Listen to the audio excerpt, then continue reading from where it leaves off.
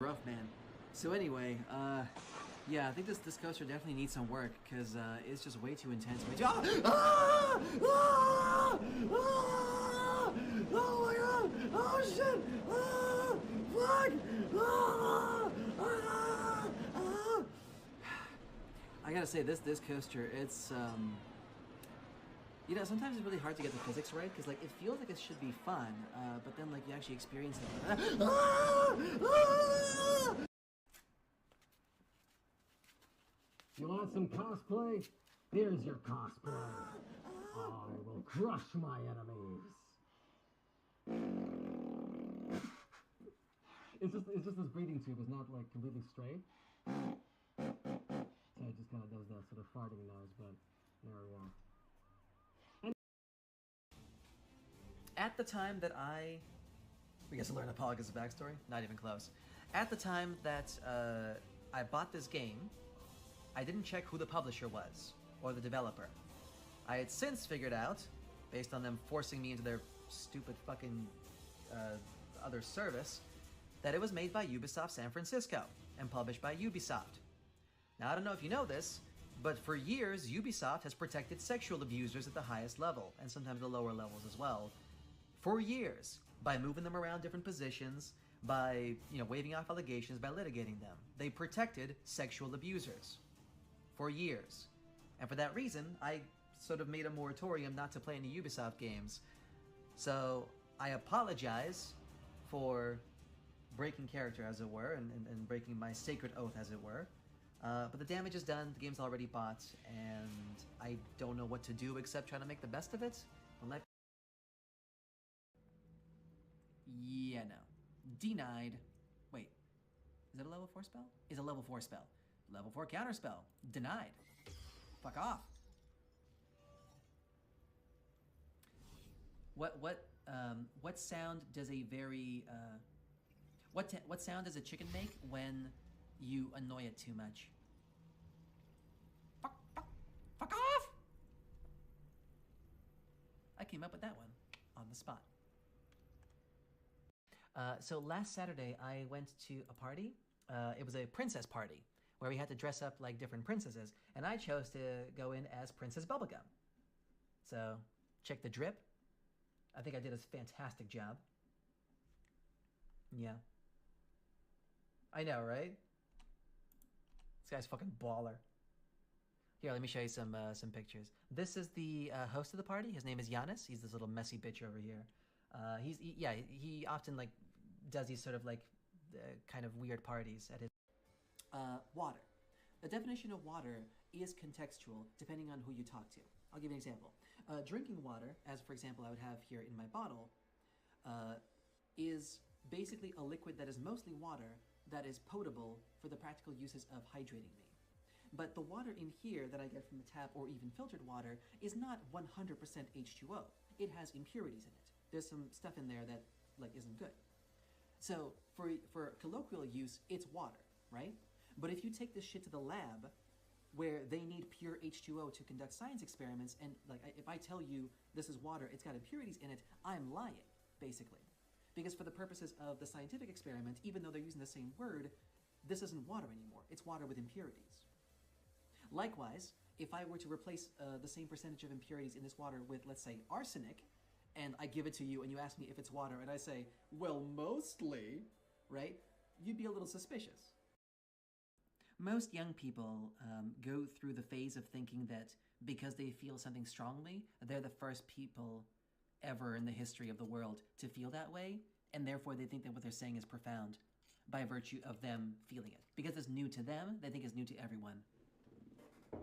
It takes a little time to realize that lots of people have felt the same way about something, you know? It's one of those lessons you only really learn with time. Yeah.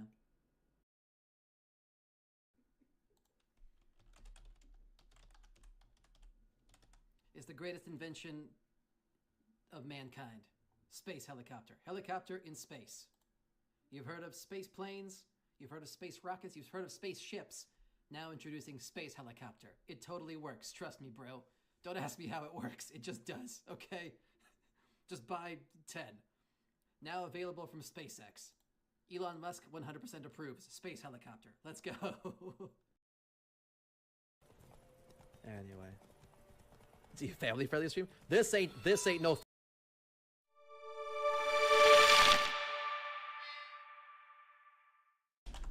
space helicopter, and we're in space, and I realized that I forgot to set my webcam. Hold on, you're gonna see some magic here. I forgot to set it, and I forget it, cause I'm a dumb ass. I'm an ass as dumb. I'm such a dumb ass. Yeah, I'm dumb. Do. Your boy's so dumb, he forgot to set the webcam before he was done. Oh yeah. Oh. Actually looks pretty bad. I mean, pretty good. Oh! No, that's not gonna work, is it? Wait. But we need to set the soft balance. It's a little better, but do with a bit of work. Hey, it's your boy Slayer. What's cooking, Apollo looking? I do look like Apollo, don't I? Just a moment here. Can I fix this? Yes, I can. It's gonna take a little finagling, but that's what I'm known for. Whoop. All right, here we go. Yeah, there we go. That's more like it. And the day is saved. Yeah, good enough. Hello, everybody. It's your boy, and I'm here, and I'm a boy, and I'm also here. My name is Apologus. I may look a little shiny. I might need to fix that, actually. Why do I look so shiny? Why am I so sweaty? That's a great question. I don't know. I just am, you know? Sometimes a boy is sweaty, and, like, that's just how it be. I'm doing okay. Thanks for asking. I just got back from work. Today was an absolutely pleasant day, surprisingly. You know, you don't get those every now and again, but I guess Sunday do be like it is. Hey, boy, want some candy? I got some in my van just around the corner. Okay, mister. Yeah. But no, everything's cool. Everything's fine. Come here, daddy, let me break that spine. So yeah, we're just going to do a little Chillerino Pizzerino. I've got 8 topics that I want to discuss with you, and I'm going to set that up right now. Where's my text? There's my text. What's it set right now? Nothing. Incredible. And I guess we're just gonna go in order.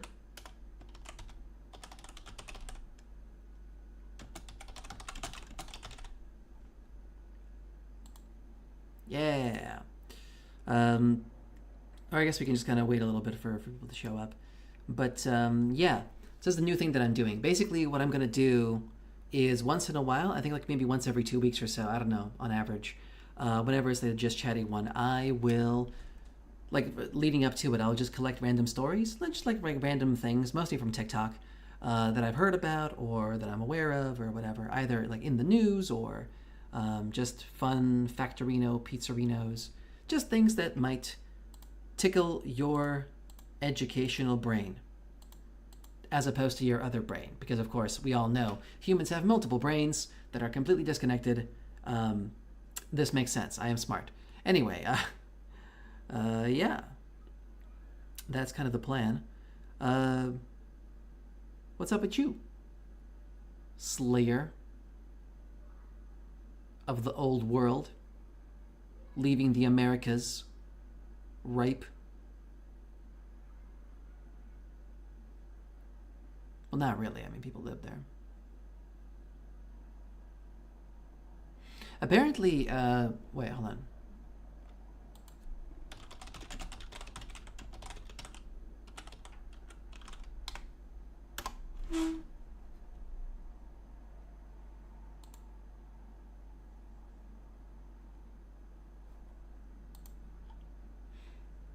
You know, just slaying. Ooh, pillaging. Not the other one. What's up? Hey, Dog Control. Yeah, we're just catching up. No raping, it's 2024 after all. Yeah, it's actually kind of crazy. I understand that like it's good to talk about this stuff because it is history, but I think it's kind of silly that for the time that you and I went to school, like in the early 2000s, raping and pillaging was just something that was described like every single conquering army just did. back in history. Specifically, those two, like raping and pillaging. And it was always in that order. And now looking back, it's like, we were very cavalier with that word, weren't we? I mean, I'm sure it happened, obviously, but like, just to be like, just raping and pillaging, this is like, okay, buddy, okay.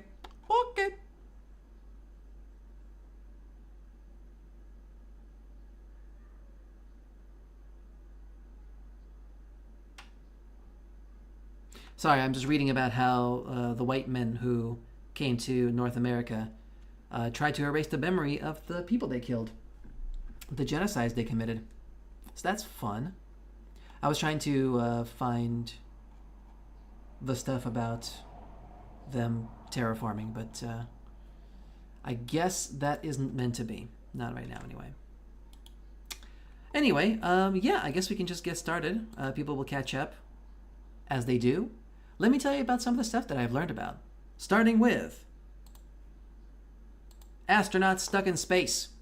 And I actually have set up a nice little YouTube video for this effect, so let's have a watch together. This is from Scripps News, a reliable news source. They do a pretty good job of summarizing it. Here we go. NASA astronauts Sonny Williams and Butch Wilmore are now 50 days into a mission that was supposed to last only 8. Please begin the live tour of Starliner. There's Butch coming in through the hatch. And thanks to a malfunctioning Boeing Starliner, their extended stay in zero gravity is getting even longer. And liftoff of Starliner at Atlas V. Wilmore and Williams launched on a test flight of Starliner June 5th. As they closed in on the International Space Station, the spacecraft sprang multiple helium leaks. Several thrusters stopped working.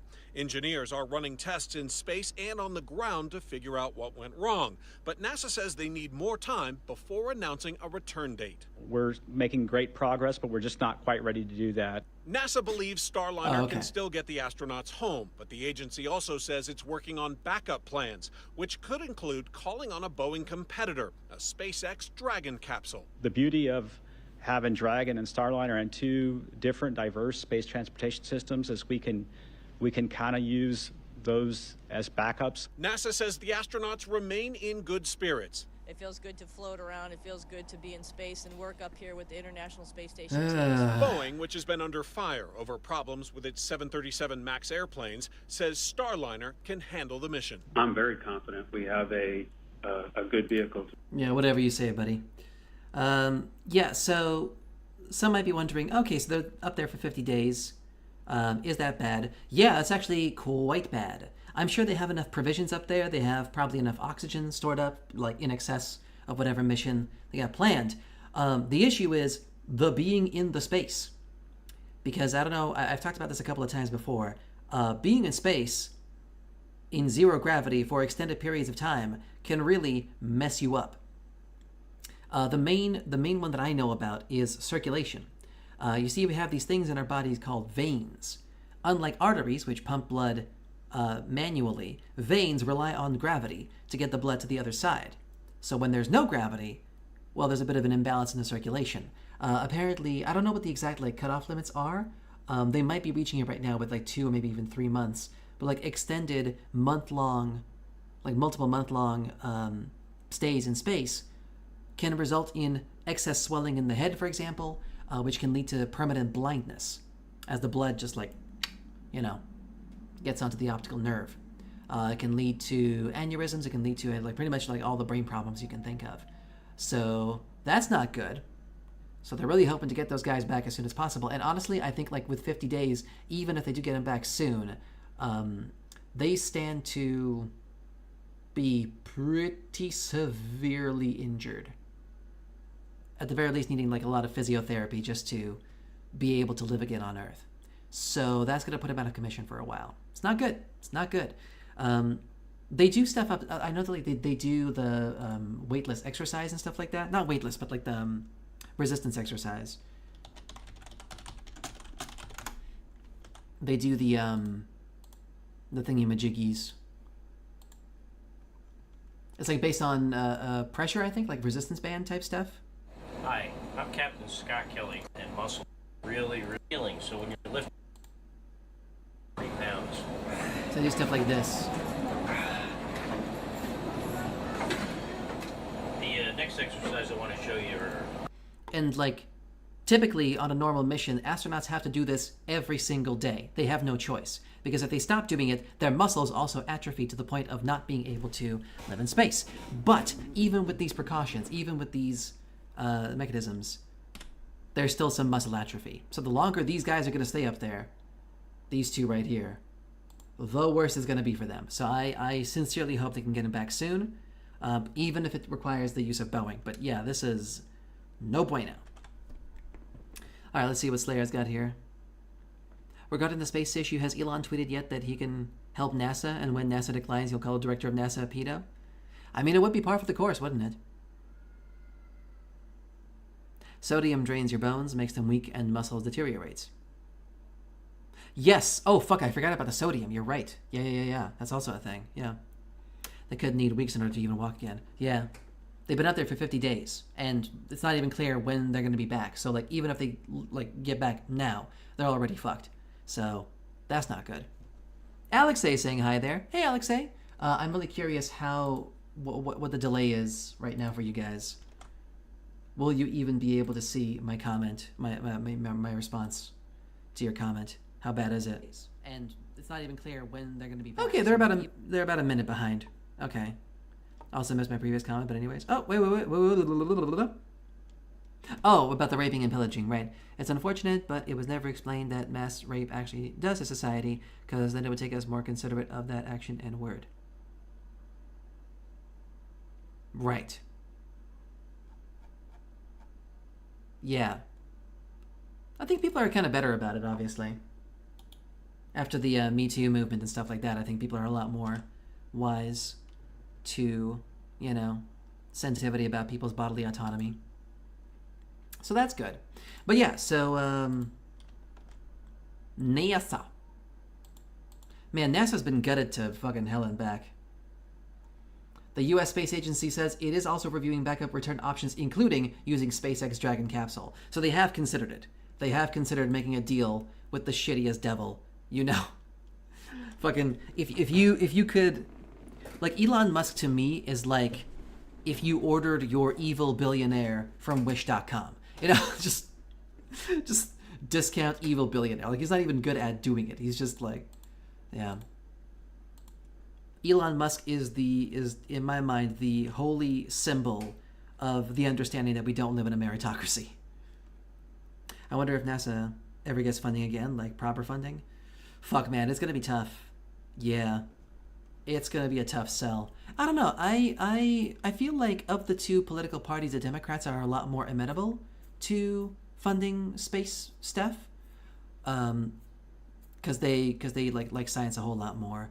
But in this particular political climate, it might not be a priority for sure, and that super sucks. But yeah, it is what it is. I did not fund her. I did not. Musk will do it for free, of course. Yeah, for sure. And he's gonna be super humble about it too. Yeah, absolutely. No. Yeah, no. Elon Musk is too busy liking tweets by Nazis. He's a big fan of that right now.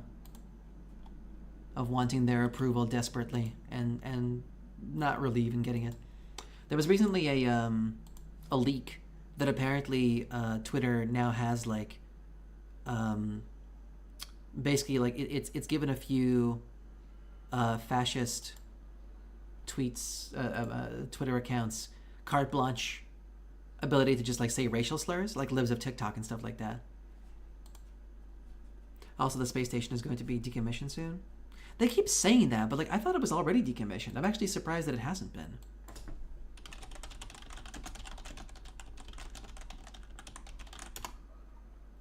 Like, when's that gonna happen? NASA has examined several options for decommissioning the space assembly, blah, blah, blah. But like, when's it gonna happen? When's it gonna happen?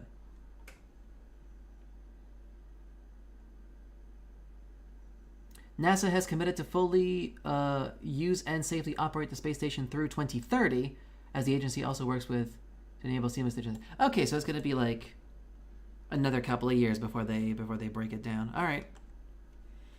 Also, Musk was liking comments of some transvestite discourse or something, or and he moved that feature quickly. Ha ha! God, if you, I would not even remotely put it past him to be that petty. I would not even. I think it's for a different reason, but like it would be so funny if that was the reason that that he removed likes just so his likes wouldn't be seen. That is so fucking petty. I would not even put it past ya boy, the elongated muskrat. Yevgeny Khryachkov. Hey, hello, haven't seen your streams in a while. Is it going to be karaoke today? No, we're talking about world events. Not karaoke. I haven't done karaoke in a while. We can definitely do that soon. I gotta figure some shit out. I think I might maybe switch over my microphone again, because I really like the idea of doing the echo. I could actually, I might need to just check out, because like I like doing the echo effect, but unfortunately it only connects to my XLR microphone, which has terrible quality. I'd really love to connect this microphone if possible, but it's USB-C into like the weird one, which I don't know if my vocal performer can do. I'd have to look into different options. Also, it's money, but either way. Yeah, that's something to look into. I don't know. It's a whole thing. It's a whole thing. But okay, let's move on to the next topic of conversation. We talked about that one. Just a moment here. Applejacka says, "Hello. Are you waiting for the update of Baldur's Gate?" I didn't know there was an update. I did not know there was an update to Baldur's Gate. I'm sure that when it happens, my girlfriend, Suffer Buggy, will tell me about it because she's obsessed with that game. So at some point she's going to be like, "Oh, huge update." And I'm going to be like, "Yep."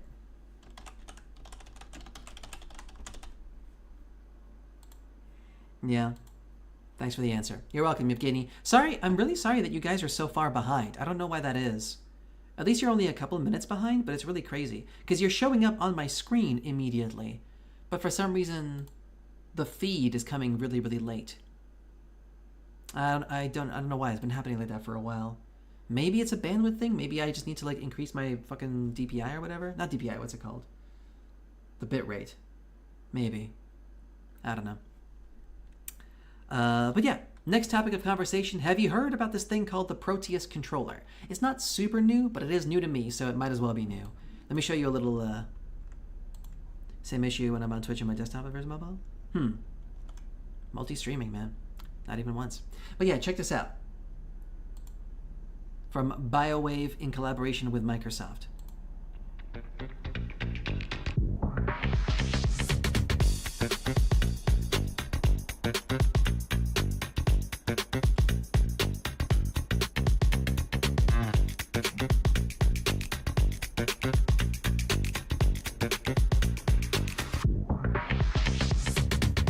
Yeah! Buttons! Connecting ports! Yeah!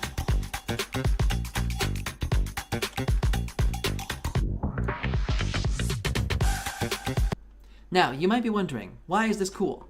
I'll tell you why. The main reason. Here it is right here as well. The full set of the stuff here.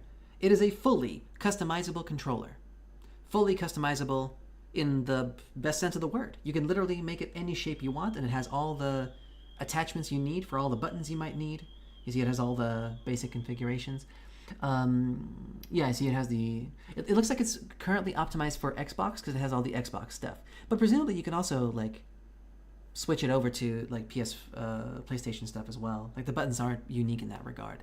But the main reason... Actually, wait, hold on a second. I think I'm missing a thingy-majiggy. Hold on. I'm missing a thingy-majiggy. Where'd the thing go? Hold on. Sorry, just stare at me for a second. I was, there was a really cool video that showed what you can do with it.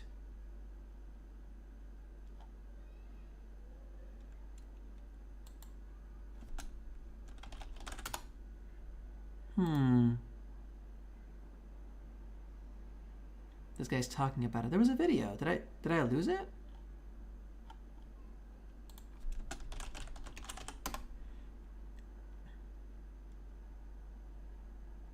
Huh.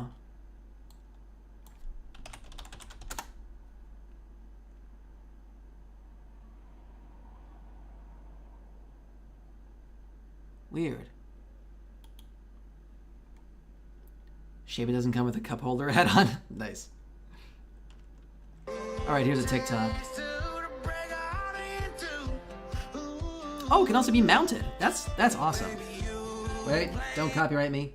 But yeah, apparently you can also mount it as well. Now, you might be wondering, that seems like a really strange feature, right? The customizable stuff, you can sort of understand. Why would it be mounted? Well, apparently the main reason that this controller is being celebrated is for this accessibility features. You see, there's a lot of gamers out there who, for one reason or another, are disabled in some way. They can't use their hands, or they can't, I don't know, move them properly, or they have cerebral palsy, or they're missing fingers, or any number of other congenitive and other physical disorders that make using standard gaming controllers just not viable for them. There's people out there who have to use their mouths to play video games. I think there was a fighting game player who was famous for doing pretty well despite using his tongue and teeth. So it was oh. So the Proteus controller doesn't solve that necessarily, but it does offer a whole lot more options to people. So you can literally fit it whichever way makes sense for what you've got to work with, however many fingers or lack of fingers or whatever. You got to use your toes? Well, guess what? They got, touchpad type stuff situation. So this is really, really, really great stuff. And you don't have to be in these two configurations. It could be it could be a noodle. It could be an S shape. It could be whatever you want. Feature highlights. Oh, here we go. I think this is a great video by BioWave. Free advertising. Shit, man, I would love to sponsor these guys. I'd love to be sponsored by these guys. It'd be amazing. So yeah, this is actually the greatest draw is that now kids who previously struggled with normal controllers for whatever reason have a chance to play on an even field. Even mid-game. Oh shit, that's pretty baller.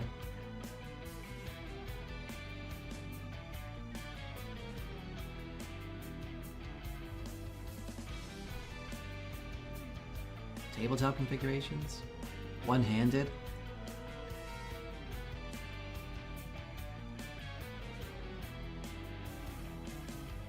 Isn't that nice? I think that's so fucking cool. I think this is fantastic.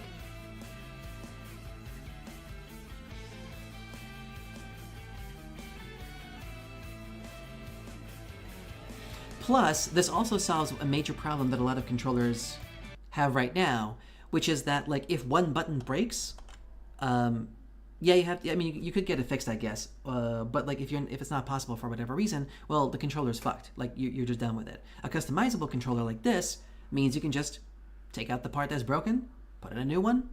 Probably costs a hell of a lot less.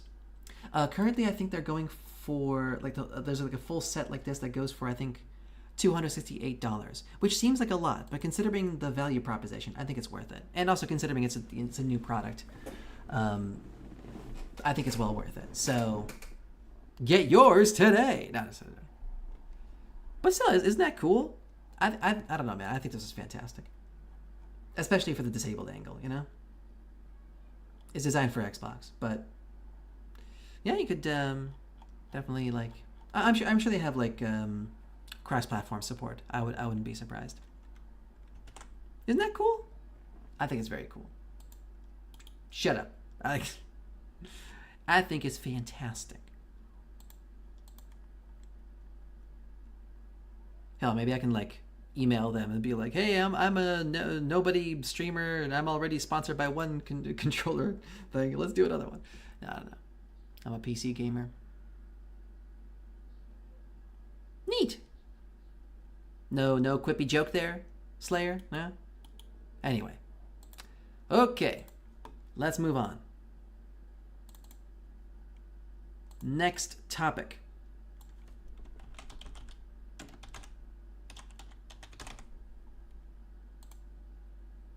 China diabetes. This is a pretty old story now. I think everyone's already heard of this one. Here's an article from Times Entertainment, I guess the New York Times or whatever. Here, I'm just gonna read the thing. Boop, boop, boop. A decade-long research has given a historic breakthrough to a group of scientists in China who have successfully eliminated type 2 diabetes in a patient through cell therapy. The 59-year-old patient was suffering from diabetes for the last 25 years. The findings of the study have been published on Cell Discovery and is being hailed as the world's first successful use of stem cell-derived islet transplantation to cure diabetes. Or islet, I guess. So this is from the researchers of Shanghai Changzheng Hospital. I hope I'm pronouncing that correctly. Type 2 diabetes typically starts with insulin resistance in peripheral tissues and proceeds with gradual loss of islet function due to the reduction in S cell, double S cell, I don't know how you pronounce that, S cell mass of differentiation of, is that beta? Or is it beta? I thought it was, wait. Oh, it's beta. Okay, beta cell mass, or differentiation of beta cells. Sorry, I thought it was the German S, the double S. More than 30% of type 2 diabetes patients eventually rely on exogenous insulin treatment. A cadaveric islet transplantation is an effective treatment for insulin-dependent diabetes. So there you go. Now, admittedly, it's one guy, and it is stem cells, which are rather experimental still, but it's still pretty cool. Diabetes. This could potentially the SS cell. 9, no virus. But yeah, I think this is pretty awesome. This is really good. In July 2021, so it's actually quite a while ago, researchers used the patient's own blood cells to create stem cells. Oh, that's actually kind of cool. I didn't know you could do that. And these were converted into pancreatic islet cells. The transplant effectively eliminated the patient's reliance on external insulin within 11 weeks, which is also a crazy fast turnaround. Over the following year, oral medication was gradually decreased and eventually stopped altogether. That's baller. But also with China, I'm usually very skeptical. That's fair. That is 100% fair. Actually, yeah, that's a good point.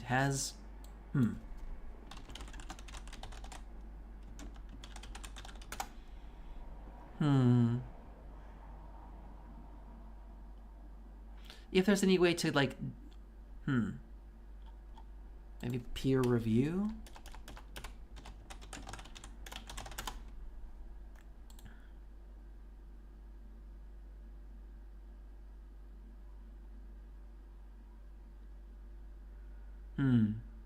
Okay, I guess we'll have to see what they say in the future.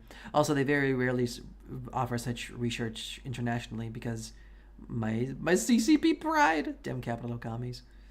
Yeah. Well, not necessarily. Well, no, Old World Slayer. I think like China is state capitalist, but it is still capitalist. Like they still. I think what they plan to do instead is to boast about it and then get all the patents and then make a shit ton of money selling the cure. I think that's going to be the plan moving forward. China's not really in a very antagonistic relationship with the rest of the world in the same way that it used to be. There's a lot more profit to be made from a very peaceful capitalist kind of, control of things. If anything, I think they'd be very happy to let the Americans know that there's one more thing they can sell them to further that debt, On the other hand, I think the Americans are going to freak the fuck out, especially the Republicans. But who knows? There was that leak recently that the Heritage Foundation has a bunch of members and operatives operating like directly from China, so who knows? Who knows anything anymore? Who knows anything anymore? But yeah, diabetes. I strongly have a suspicion that at some point in the next 10, maybe 20 years, I might get diabetes as well. My grandmother was diabetic, and I am not in the greatest control of my sugar intake. I'm not like crazy about it, but like, especially recently, I've been eating a lot of cookies. So there's a pretty strong chance I might just straight up be diabetic moving forward. I guess we'll see. Well, debt diplomacy to health diplomacy. Yeah. So, diabetes. I've been trying to control my sugar intake. I've been like, I used to be a lot worse. I used to be like, just like a massive sweet tooth, candy all day. But these days I try to limit it to, like a couple of cookies here and there. I've been trying to eat a lot more savory foods, basically, to cut out the sugar. Partly for that reason, and partly just to lose weight. So, you know how it is. Apparently, if you're familiar with the TV show Adam Ruins Everything, there's an episode that I recently watched. Here. Adam, by the way, this is a fantastic TV show. I highly recommend it. Adam Ruins Everything. It was on True TV for a couple of seasons. And the whole premise of it is that, like, Adam Conover, this guy, he does these, like, sort of, like, semi-fictional kind of skits where he breaks down a bunch of mostly American misconceptions about things, from, like, traffic to health to schools to prisons to whatever you want. Just, like, all the stuff. And, yeah, there was an episode where he covered the whole, like, fat versus sugar thing, where apparently there was a sugar lobby, like sugar lobbyists, like, you know, working for the sugar companies, basically did like a smear campaign on fat to make people believe that the way to lose weight is to produce fat, but not sugar, even though it's actually more or less proven to be the opposite. Fat storage is pretty minimal in bodies. Like, yeah, you can eat a lot, but like it doesn't stay with you that long. Sugar, on the other hand, converts into fat very, very quickly, into like excess energy reserves. Also, it like messes up your blood. Also, it can give you diabetes. So yeah, sugar, especially processed sugar, is no bueno. It is what we in the industry refer to as a non-bueno. But anyway, diabetes. All right.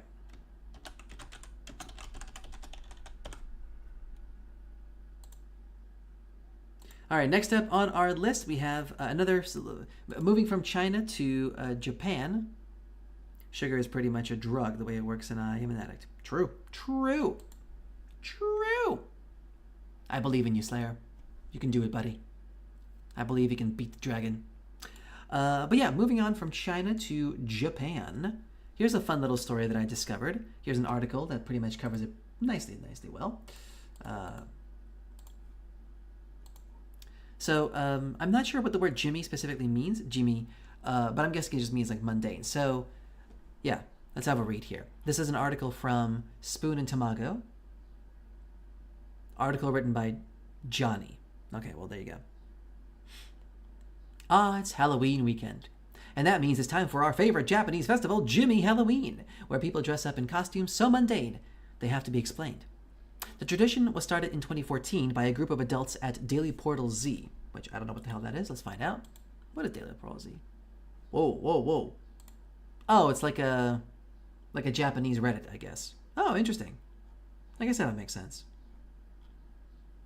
Man, they got their own memes and everything. I'm always curious about that. I'm always curious, like, about other countries' memes, you know? How similar they are. God. Like, I'm looking at these pictures, I have no idea what any of this is. Japan do be crazy. Anyway, the tradition was started in 2014 by a group of adults at Daily Portal Z who kind of wanted to participate in the festivities of Halloween but were too embarrassed to go all out in witch or zombie costumes. So instead of the flashy and flamboyant costumes they had been seeing gain popularity in Japan, they decided to dress up in mundane, everyday costumes. You can comb through social media using the hashtag but below we present you with some of our favorites from this year's festivities. This is from 2023, because obviously this year's Halloween didn't happen yet. We've been covering this event since 2018, so you can take a look at some past years too. This is the statue of the old man in Asakusa's Kappabashi. That's a real one, I believe, yeah.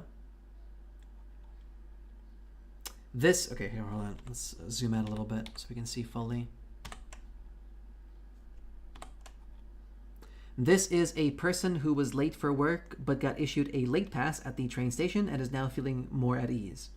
Oh, yeah, if you don't know what that is, trains in Japan pride themselves for running on time, like to the minute, so much that if a train is even 1 minute late, passengers are entitled to a late pass, meaning that they can sort of give it to their employer for that day to explain why they were late, essentially. Which is kind of cool, but also kind of psychotic. Yeah, Japanese work culture is kind of insane, but there you go. The passenger who is very likely getting off at the next stop, opening up a seat. Okay, sure. Big Motor employee. Big Motor is a Japanese used car dealer in trouble for many things, but one of them is illegally ordering employees to get rid of weeds outside of their stores using herbicide. Oh, shit, okay. Interesting. Probably that mom friend, but not exactly sure. Okay, fair enough. That girl in the My Neighbor Totoro poster who doesn't appear anywhere in the film. That's so good. Oh, that's such... Oh, man. Oh, that's so good. Nice. That person carrying the gloves and scissors during opening ceremonies. Incredible. Gloves and scissors. Why the gloves, though? Weird. That cashier who is forced to wear something on every holiday. That is some next level shit, by the way. A Halloween costume about somebody forced to wear a Halloween costume. Bravo. 10 points. Person trying to go viral with their cat on a Roomba. Oh my god. Art imitating life. And factory worker who's been wearing a helmet all day.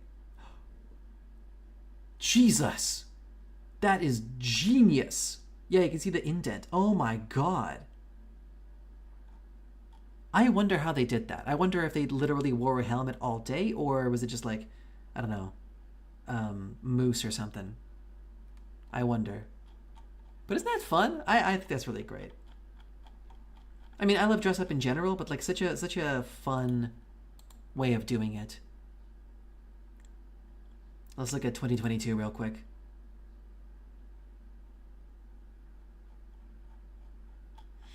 All right, we got here. Wait, shop attendant trying really hard to look away as you enter your pin. Oh, incredible. It's an invisible helmet dummy. Oh, right, that makes sense. Yeah. Left the apartment right at the same time as the next door neighbor and ran back inside to wait until they leave. Ooh, I know that feel. I do that sometimes. I don't like run back in, but I definitely like sometimes when I'm feeling super anxious and like super antisocial, before I step outside, I like look through the peephole to see if there's anybody out there, and if there is, I wait for them to leave. I do that. Yeah. Oh god, that is so pathetic. Probably looking at Pixiv or something on the train. Okay. Next in line to offer license... Next in line to offer incense at the funeral, but unsure of the custom, so trying to peek at the person in front. Wow. That's performance art right there. That's not even a costume. That's a whole fucking skit. An elementary schooler on the last day of school. What an interesting flower arrangement. Huh. Not just a flower, but like a whole thing. Interesting. Curious. Didn't really want anything from IKEA, but my friend insisted on driving us there. Okay. That person who keeps adjusting the gyoza dipping sauce ratio and now has too much sauce. Oh man, that's good. Basic game avatars that haven't made any in-app purchases but managed to pull one rare item from the gacha. Oh, that's so good. Oh, that's so good. Yeah, he's got the boots and she's got the hat. Incredible. Oh, that's so good. Bunch of default casuals. I'm exactly like that as well. I'm like, my general philosophy when it comes to video games with cosmetic items, for the most part, is I try to make myself look as good as I can with the free items I'm given. I don't pay money for them. I always get the free stuff, but I do like try my best to look as cool as I can. There are some exceptions. I remember PlanetSide 2, when I played that, I actually spent like 20 euros on custom stuff.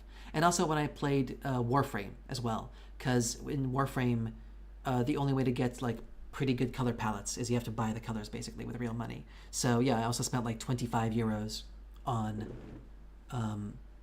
like that I was gonna spend on cosmetics basically, and I only actually spent like maybe 10 of those euros. Yeah, Warframe is, I think to this day, remarkably reasonable with its pricing for stuff. For cosmetic stuff, anyway. But yeah. As Stephanie Starling from the Jinquisition, famously espoused, just because the microtransactions are only cosmetic doesn't mean they're not predatory. Like, cosmetics are a huge part of, gaming for a lot of people. If the only thing that people see you buy is your avatar, you want it to look in a way that represents you.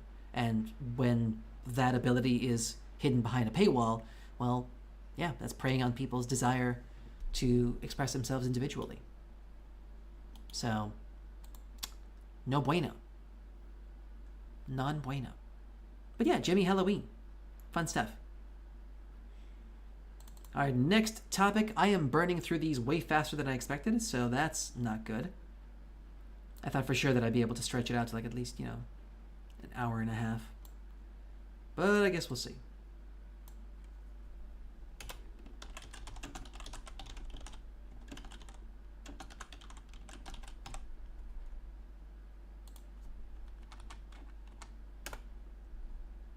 Oh, I always thought that it was with a D. Well, there you go. We learn something new every day. So my next topic isn't like a recent story necessarily. It's just something that I guess maybe I should have realized sooner, but I don't know. People we don't really talk about it much.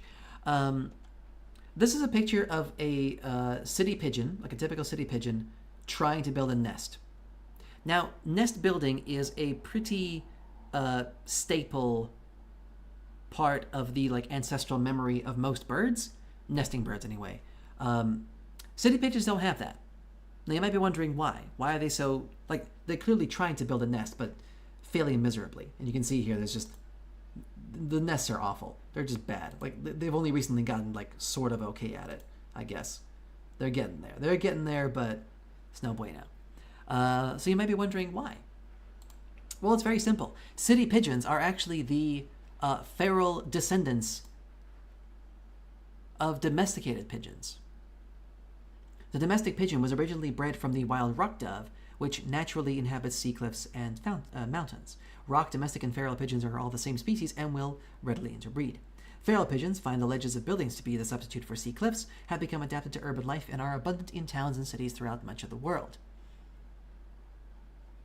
So, basically, pigeons, for the longest time in human history, were used for a variety of different things, but for the majority, mostly for messaging. Messenger pigeons were an integral part of human society, especially in Europe, obviously, anywhere that they existed. I'm sure that other cultures used other types of birds, but yeah, turns out that you can domesticate a bird like a pigeon and get them to fly from point A to point B very consistently. And so for hundreds and hundreds of years, that was the case.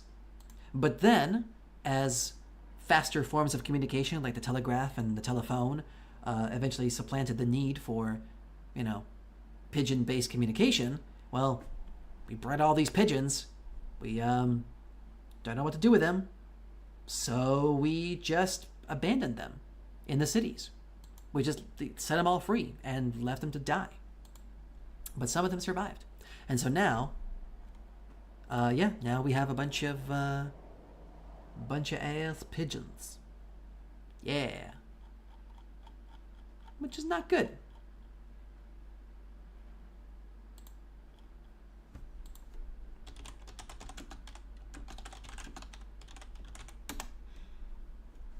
Homing pigeon from Worms. Great reference, hey Oblershot. But yeah.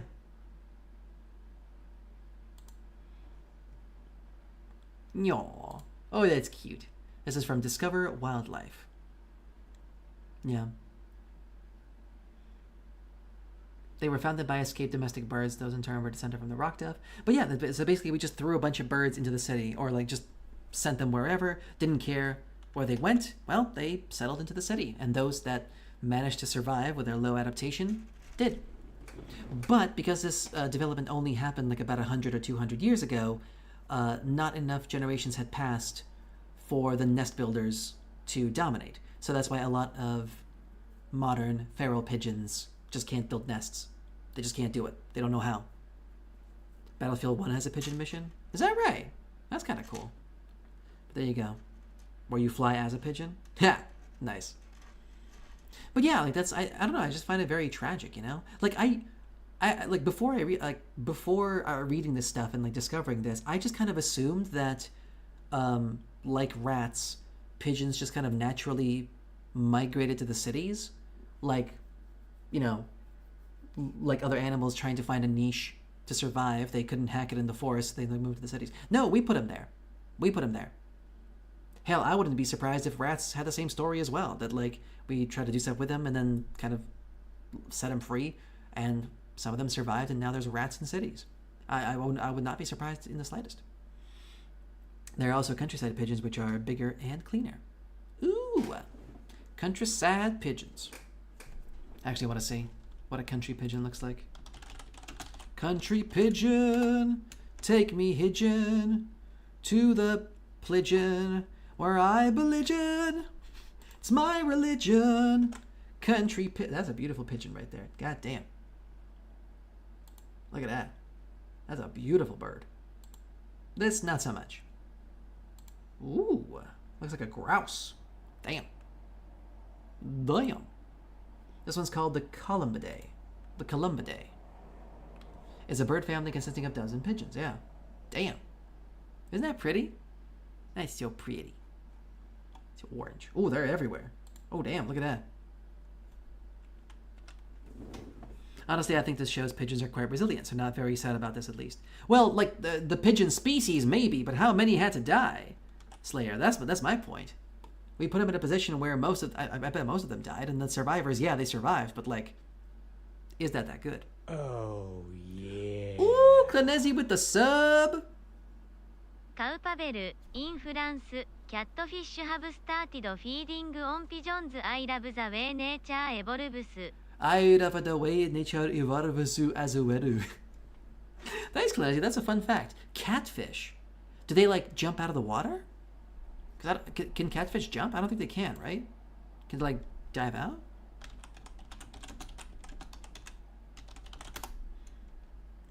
The fish that hunts pigeons. Let's go. They catch them when they're drinking? Ah. Get them by the coast, I see. BBC Earth. Here in Albi in the south of France, the pigeons come to the river to bathe. They need to preen their flight feathers, clean off the city dust, and cool themselves down.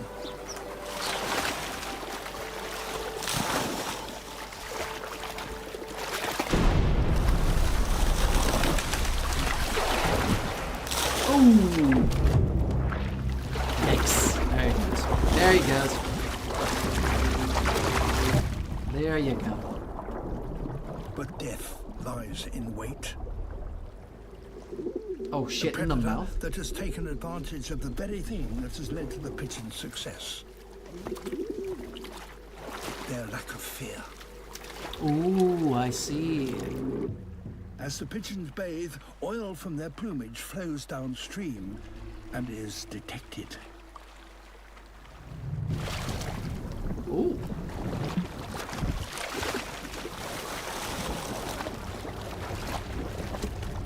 God, monstrous Wells catfish. Ooh, nice. Can I just say, I think I really love that in the effort to try to make any of this seem appealing and like super fun to watch, documentarians have gotten extremely good at finding like ways to do close-ups and slow-mos and like Foley art to you know, like we're talking about a fish eating a bird, and this is how they frame it, you know, like it's like, whoa, it's an epic fight. They have to, because otherwise people won't listen. Yeah, it's crazy. Catfish are extremely aggressive. One are a German Nazi soldier. What? There was a Nazi soldier that was a catfish? What? Huh? Excuse me?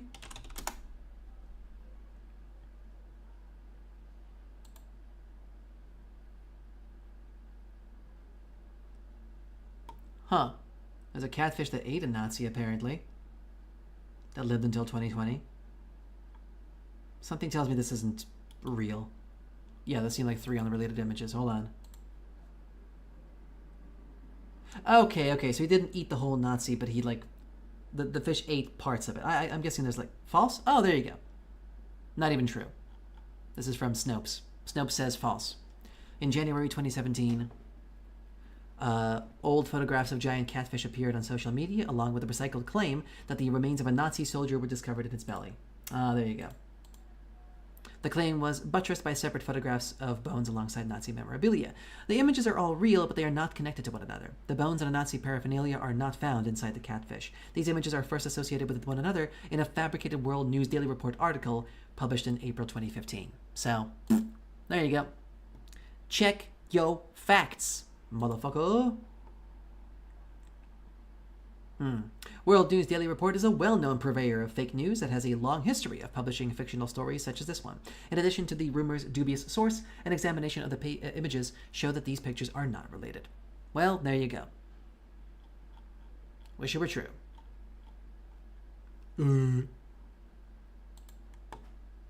Here on the Apologus stream, we check our sources. We check our facts.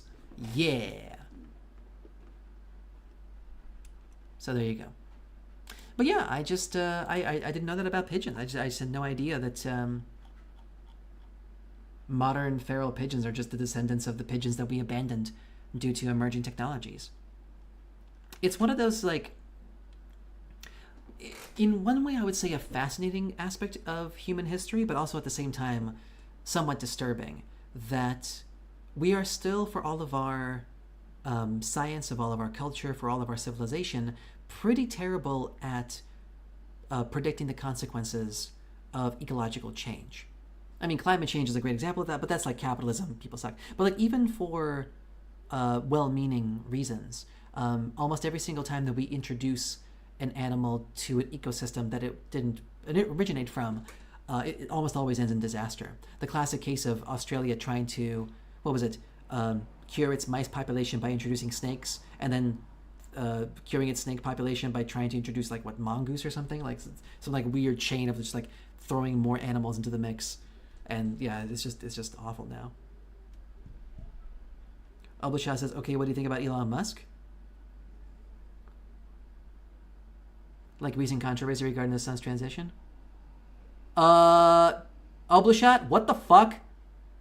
It's a girl. The fuck do you mean his son? It's a daughter. The fuck are you talking about? His sons. Jesus fucking Christ. It's a girl. Self-ID, motherfucker.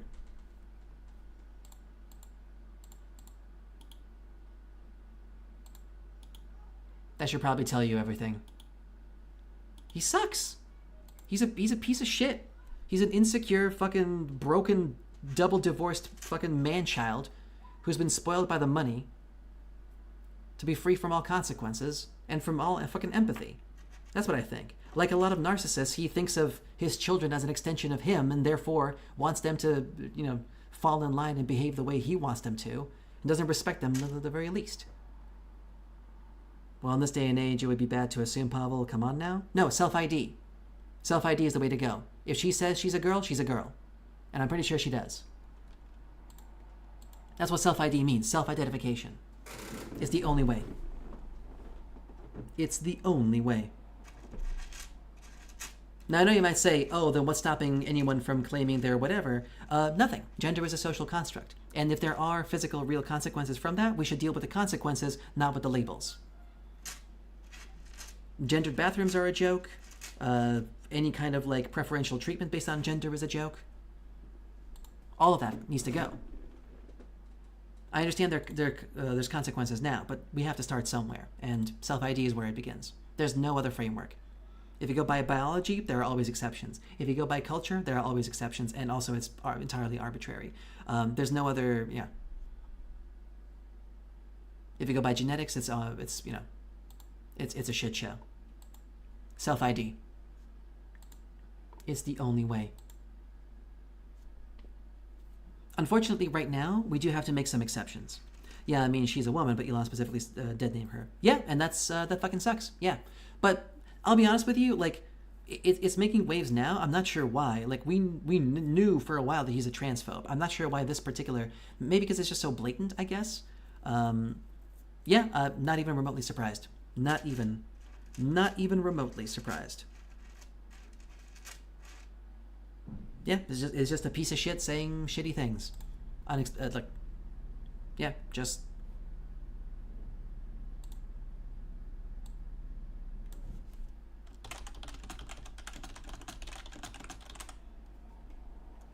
The elongated musket is a piece of shit. Yeah. Straight up.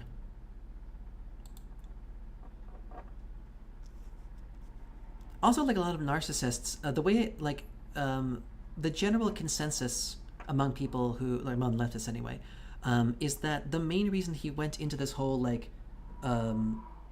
Republican thing and pays $45 million a month to Trump. Actually, no, he does not. He denied it. He does not do that.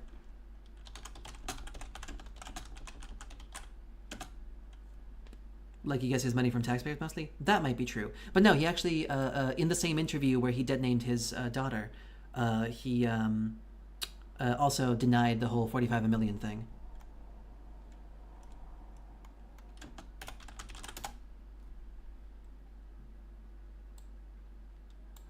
So he literally spent taxpayers' money to buy Trump. Nope. I don't think he actually did it. Or at least he denies a report. No, he probably claimed to, and now he's backpedaling because he can't actually do it. So this is the Wall Street Journal saying he is going to do it. This is from July 16th.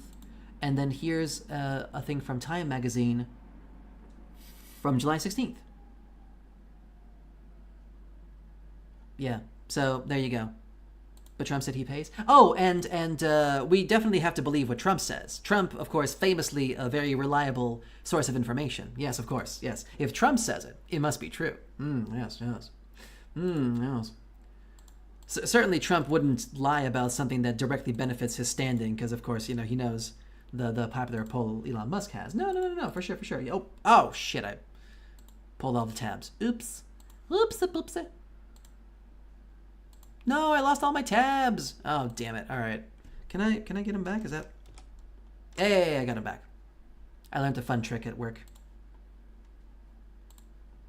All right, let's have a look at the Time article. Elon Musk is pledging to pour $45 million a month, blah, blah, blah. Musk's planned cash infusion could help, blah, blah, blah, blah, blah, blah.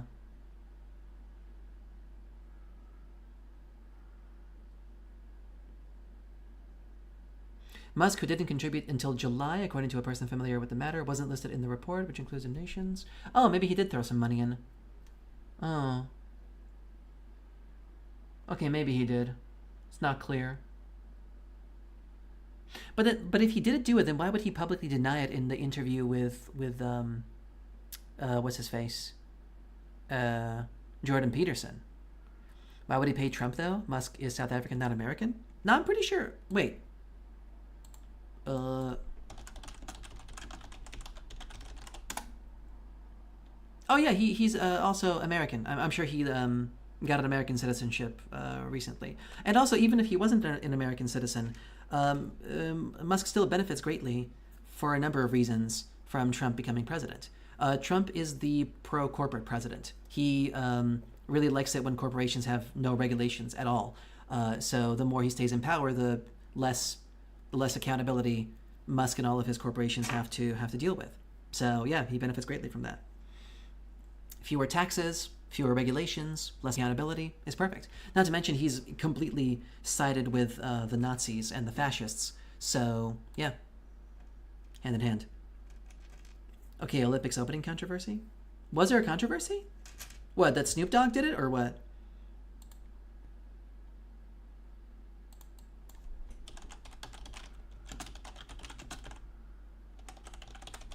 What's the thing? What's the can you send me like an article or something, because I'm not sure what I'm looking for here. What was controversial?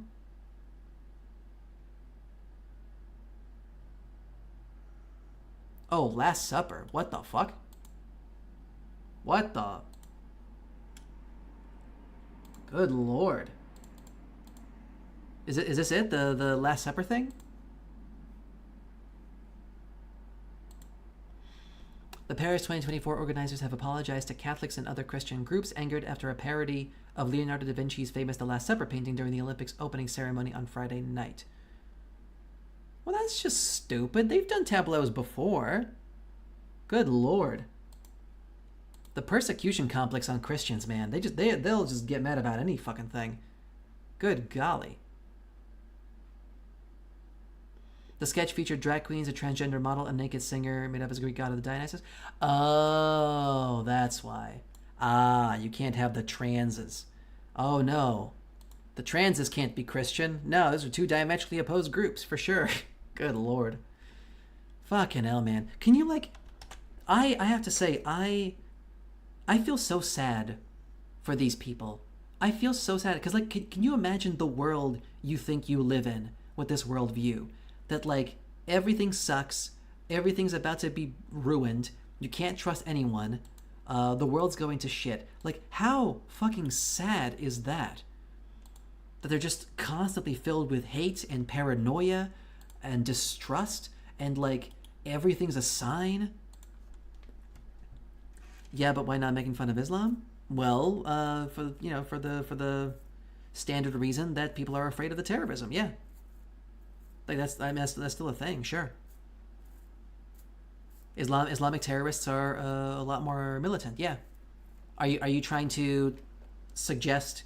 Are you trying to dog whistle that like Islam as a religion is more violent and therefore, like that's bad or something? Because you understand that's not how it works, right? This also may just be a public perception thing. Maybe Islamic terrorists aren't even all that powerful anymore, but the public perception of them is still persistent. So yeah, that's the thing. I agree, it's a bit of a double standard, but like, what hypocrisy are you trying to point to?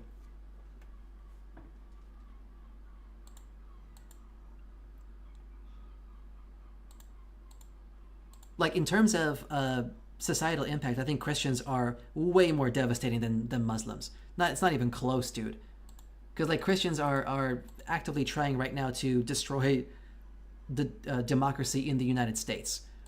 Christians have effectively made it so that like environmental regulations for corporations are no longer going to be the purview of experts in those fields, but rather unqualified judges who can get paid off easily. So I don't know, man. Yeah, you know. No, I think religion's kind of dumb since it's a cult. I agree. It seems weird to me that you would like find it, that you would. All right. You don't need to follow a cult to believe in God. True. It just seems weird that you like really wanted to point out the lack of Islam stuff. Like that's like, okay, so what? Did you see the police caught on CCTV kicking guys in the head at the airport? They showed only the clip of the police brutality. As opposed to what? What else were they supposed to show? And Omerson's over here, says, "Hey, Pavel, how you doing? I wish that you have a good time and have a good stream." Thanks, Omerson. Always a pleasure. Yeah. Right now we're talking about police brutality, apparently. No, what led to it? Okay, what led to it? Tell me the full story. Give me the full context. Tell me what number of actions justify professionals who are supposed to know how to de-escalate the situation beating the shit out of people. Yeah. Tell me what these criminals did that justified them getting the shit beaten out of by people who are supposed to be professionals. Please explain that one to me. I thought that police were supposed to be trained in de-escalation tactics. I thought the whole point was to protect and to serve. But apparently, if you do bad enough stuff, you can just get killed and the shit beaten out of you. I see how it is. I see. Okay, cool. So what's the threshold? Where's the line? Where do we? Because that's how justice works, right? Like it's like justice for everyone until you do enough stuff, and then you're no longer human and you don't have rights. I see how it is. Yeah. Low police brutality default mode of operation. Yeah. No. You see, those guys did enough stuff to justify it, so they deserve it now. They broke one of the police officers' noses. Right? Yeah. So if you break a nose, then you're no longer human, and now you're Yeah, and now the police don't have to de-escalate. That's how that works. Yeah, yeah. Mm-hmm. Very smart. Very, very clever. Yeah. Again, they're professionals, Clanesi. They're supposed to know how to handle situations like that. They should be better than that. Just because if you get into a fight and someone breaks your nose, you can break theirs, doesn't mean that a professional who's supposed to be trained in de-escalation tactics can just be allowed to do that. Doesn't matter what they did. Now, obviously, in self-defense situations, I'm not concording the actions of the police. It's just they show only half the story. Okay, why does that matter to you? It's, again, like, you guys, like, always frame this in the form of fairness, but the fact that you're focusing on this, like, this is the first thing to accuse people of racism? And what if they are racist? I'm sorry, is it a surprise to you that the majority of police forces in most countries are racist? Is that like... They are, though. They actually are. In the United States, for sure, and like in a lot of other European countries, most likely. That is real, yes. And okay, maybe the framing of this particular event might be a little dishonest, and if it is, then fair enough. But the fact that you are so quick to jump on that makes me feel like you're under the impression that there's a concerted effort to over-exaggerate the racism, which I would severely disagree with you. I think, if anything, the opposite is true. Especially British police. British police are notoriously racist. Okay, hold on.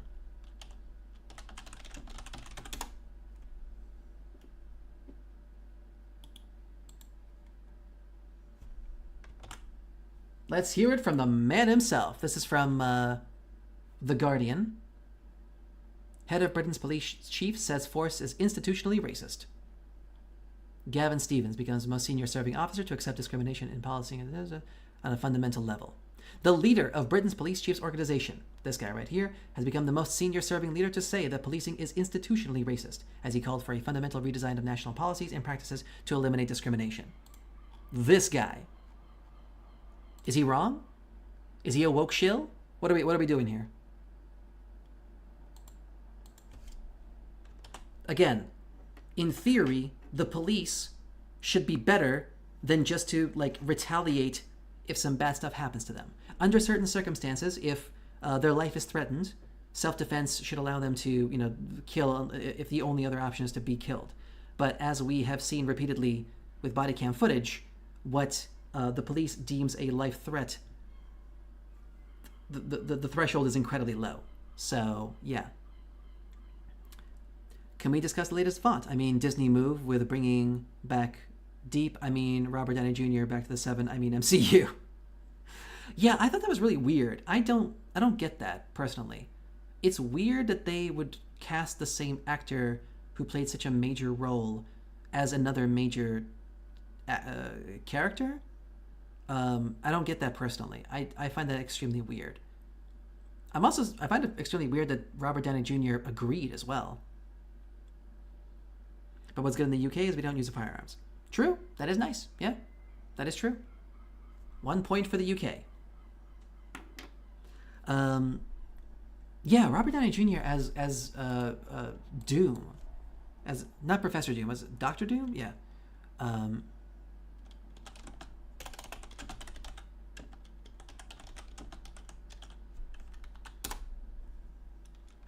That's very strange. I saw the video. I was like, why?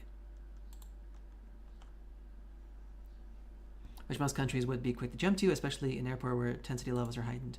Okay, Clanesi, you got yourself a point. Okay, keep patting yourself in the back. Jesus. Yes, we get it. Incredible. Yeah, this is fucking weird, man. I mean, not that like... I mean, Robert Downey Jr. is a great actor. I don't think it's a really good casting, to be honest with you. I don't know. I mean, I don't know that much about Dr. Doom. I know that he's a very controversial villain / anti-hero. I find it weird. This, honestly, this to me feels like a rug pull. Because they just want to milk that franchise till it's Star Wars. It already is, Elbashat. It already is. I'm sorry. I don't mean to tell you that. I don't know how to tell you this, but the MCU was never about like the art. It was always about the money. It was always about that. This just seems like a very strange move from a casting perspective, because the casting is usually pretty good, and they've usually been pretty good at making sure that like if actors have a role in one franchise, they don't like cross over. But in this case, Iron Man will look just like Doctor Doom, which implies that either we're never going to see his face, which is weird because we definitely see his face in some of the comics, or this might just be some sort of a weird rug pull, like pertaining to the multiverse. That could be a thing. And basically they will do anything to keep MCU afloat. Yeah, it's also weird to... Yeah, so my theory is like this. I think it's like a twofold thing. I think one is, yeah, you're right, they just want to get like a celebrity name back in, and RDJ is still, you know, widely beloved. Although I'm surprised that he agreed to it, considering how tired he was of Iron Man. But yeah, maybe he needs the money. And I think maybe they're going to say it, because they're like invoking the multiverse a lot. So I'm guessing what's going to happen is this Doctor Doom will probably come from like an alternate dimension where he looks just like Iron Man, and that's going to like confuse some people. And that'll be their justification. That'll be just like, oh, he just looks like Iron Man. So there you go. Like, that's my guess. Because it's really strange. Also, they will keep pandering in a time travel multiverse direction. Yeah. Which is extremely lame. I don't agree that like multiverses and time travel are necessarily lame, because I'm a big fan of both of those. But the way they do it in the MCU definitely kind of sucks. Yeah. And I think more than that, I think it's very obvious to me that it's basically like an in-universe built justification to rework properties as many times as they need to without having to sacrifice the IPs. That's basically what it is. IP recycling with a built-in, you know, plot-relevant mechanic.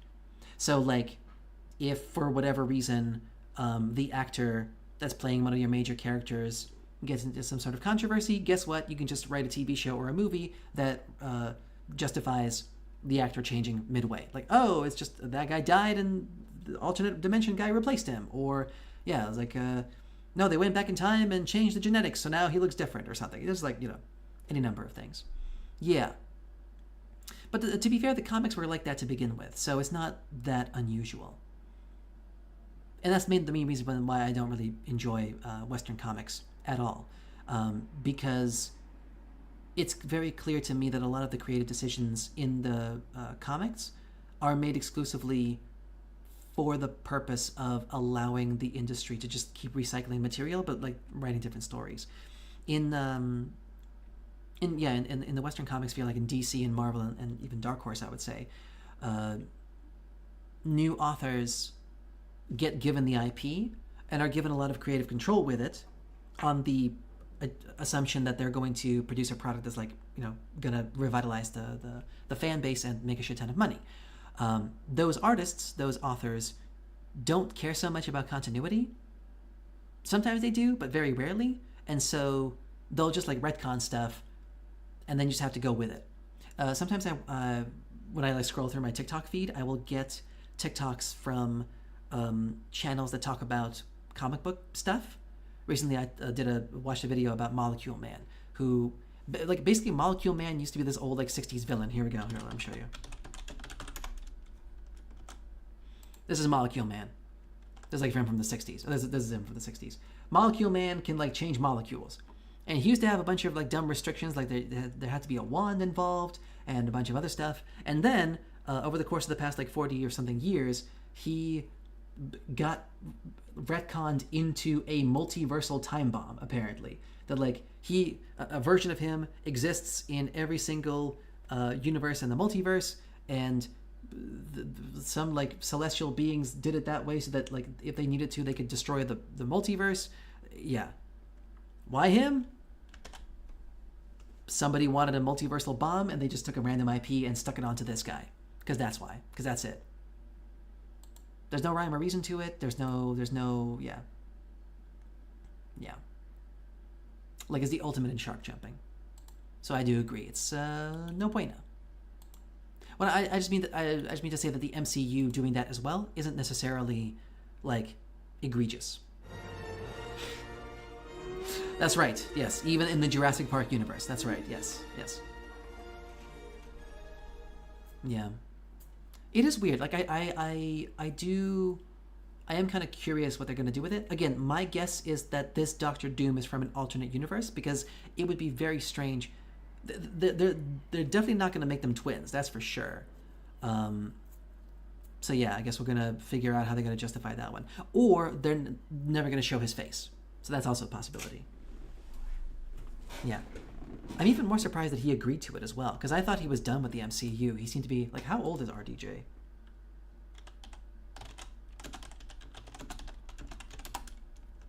Like, he's 59, man. He's getting there in the years. So either this is some sort of like a weird out of season April Fool's joke, either it's a troll, it's maybe some sort of a weird marketing stunt, or they're going to make it so that he's from an alternate dimension, because that's the only way I can make this work in my head. But, you know, is what it is. Anyway, let's move on. Let's move on.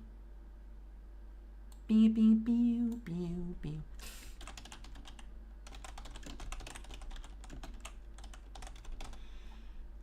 Now to move on to something a little bit more serious, a little bit more hardcore. Have you heard there's some student protests happening in Bangladesh? I had no idea. They've been going on for a couple of months now. Here's an article from the 22nd of July by Geoffrey MacDonald, PhD. This is from United States Institute of Peace. So this is a really good article here. There's our guy Geoffrey, thank you very much. Or is it Jeffrey? Who knows? Who even knows? Bangladesh's streets have again erupted with political violence. In early July, a university student protest began over Bangladesh's job quota system that disproportionately benefits the descendants of Bangladesh's 1971 liberation war fighters, which many students view as unfair and outdated. So, yeah. Early last week, peaceful protests turned violent as police and ruling party supporters violently dispersed crowds. At least a half-dozen people died in early violence, including one man apparently shot by police with his hands raised, while pro- and anti-government students clashed around the country. With unrest and violence spiraling out of control on July 18th, the government shut down the internet and mobile networks, deployed the military, and imposed a curfew, which all remained in place through the weekend. As of Sunday evening, news outlets reported that the protest death toll exceeded 130 and is likely to rise. Yeah. What is driving these protests? Bangladesh's quota system was the spark for these protests. Shortly after Bangladesh's independence in 1971, the government established a system of quotas for government jobs that mandated 30% of positions go to liberation war fighters. Over the decades, the benefit was modified to include the children and grandchildren of freedom fighters, persons with disabilities, ethnic minorities, and others, totaling 56% of government jobs. In 2018, a similar student movement successfully compelled the government to scrap the quota system altogether. The issue was mostly settled until this June, when Bangladesh's High Court ruled that ending the quota system was unconstitutional, effectively reinstating it. What the fuck? Alwim's over here says, just joined, saw that words about Musk. Funny. True. He's a piece of shit. The government appealed the High Court's decision, and the prospect of the quota system's return drove students to the street. The initial protests in early June were small but persistent and met with occasional violence from pro-government Awami League supporters, namely its student wing Bangladesh Kacharda League.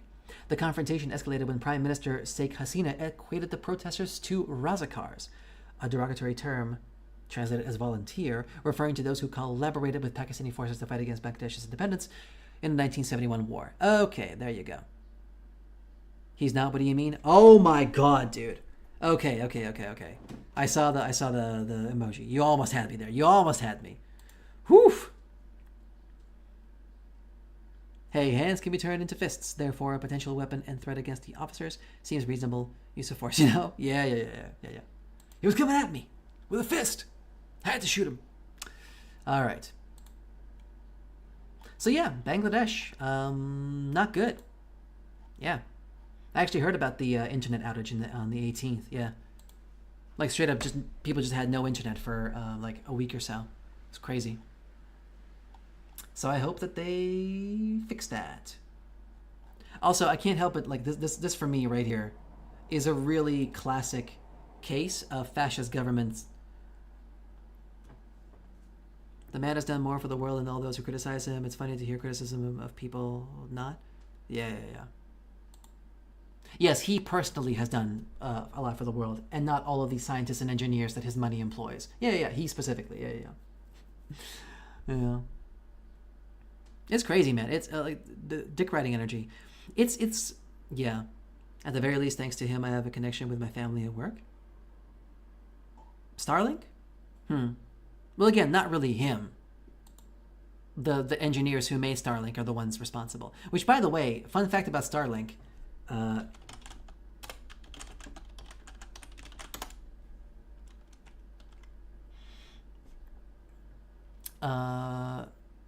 hold on. I think I saw a thing.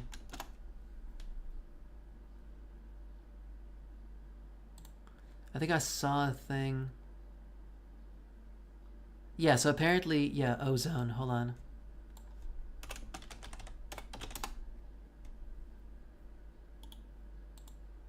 This is from the Economic Times. Will Elon Musk's Starlink satellites deplete ozone layer? They may be. Okay.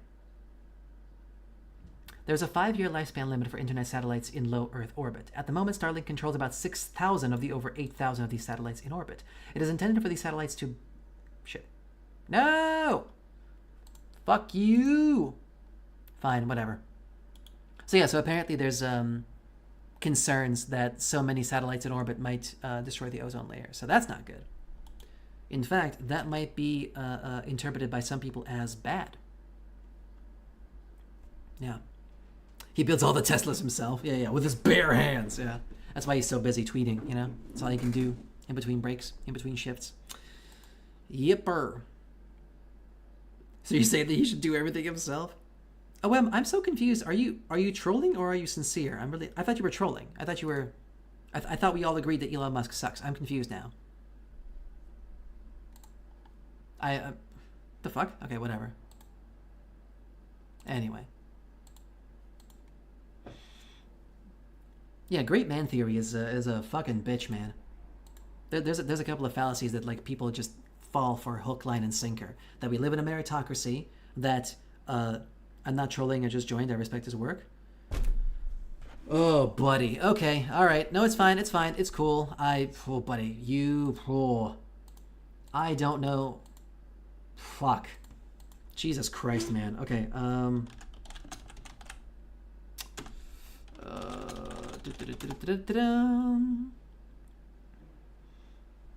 Yeah, let's go with this one. This is, I mean, it's pretty old. It's like 3 years ago.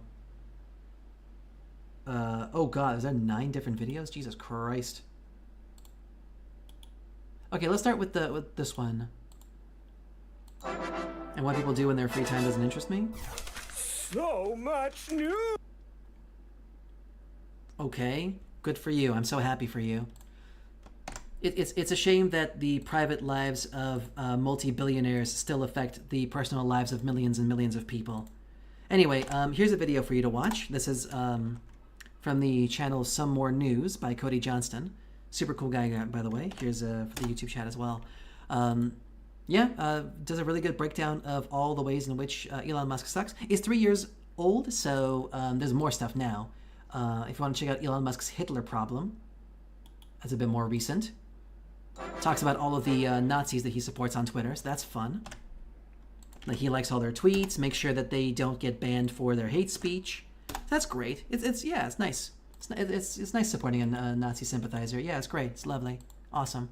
So yeah, have a look at those, and draw your own conclusions. I know they're long videos, but I'm just saying. I just don't want to get into it right now. But yeah, he's a major piece of shit who hasn't actually contributed anything to society, and basically is riding his daddy's money into the dirt, apparently. Anyway. Sorry, I kind of skipped to the next thingy-majiggy.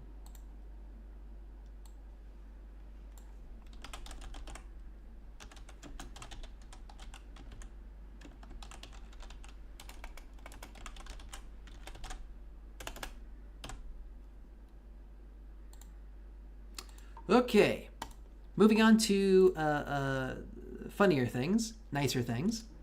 Yeah, Domino's Pizza, which is a American chain, has recently done a pretty cool thing. Check it out.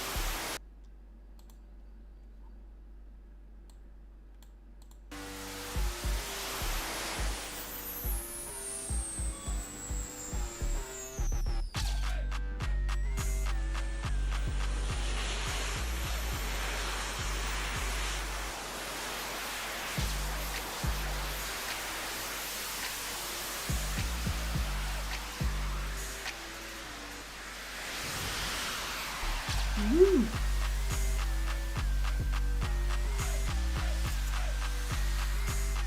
And there you go. Pizza.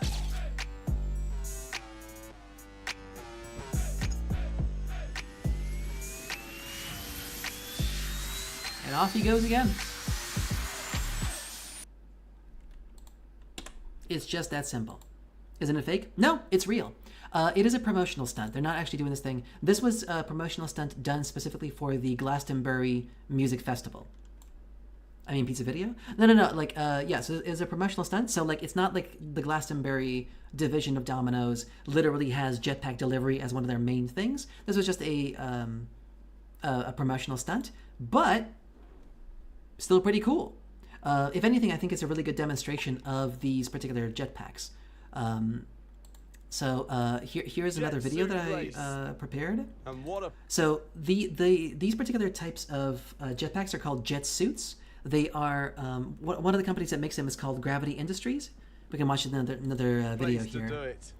This is them doing a race. Of this amazing Dubai skyline. It's starting to take off. The flag and the right hand. Wait, there we go. Those flags drop, the race will start. The pilots get ready, and we are off and we are running. It's a great start by Rowan Poulter in the white race suit on the inside. Freddie High has got the wider line to the first turn. The right-hander yellow pylon that you can see just there, and around he goes. It looks a little bit lame from the outside, but I bet actually like doing this is probably exhilarating. Right now, Gravity Enterprises only allows for like test flights, and basically you can like borrow their jet suits. Apparently, wait, hold on.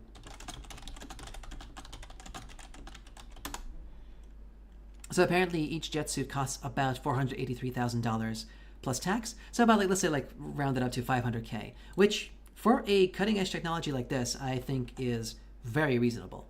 But yeah, it's a fun little thing. I really this is definitely not what we expected, I think, when we imagined jetpacks in the future, but it kind of makes sense. Like, so the main thing, let's get like a nice good picture. There we go. So the main thing that you see here is that the propulsion from the back is happening over here, but then you have to have two hand-based stabilizers in the front. So you're creating a triangle shape of force, essentially.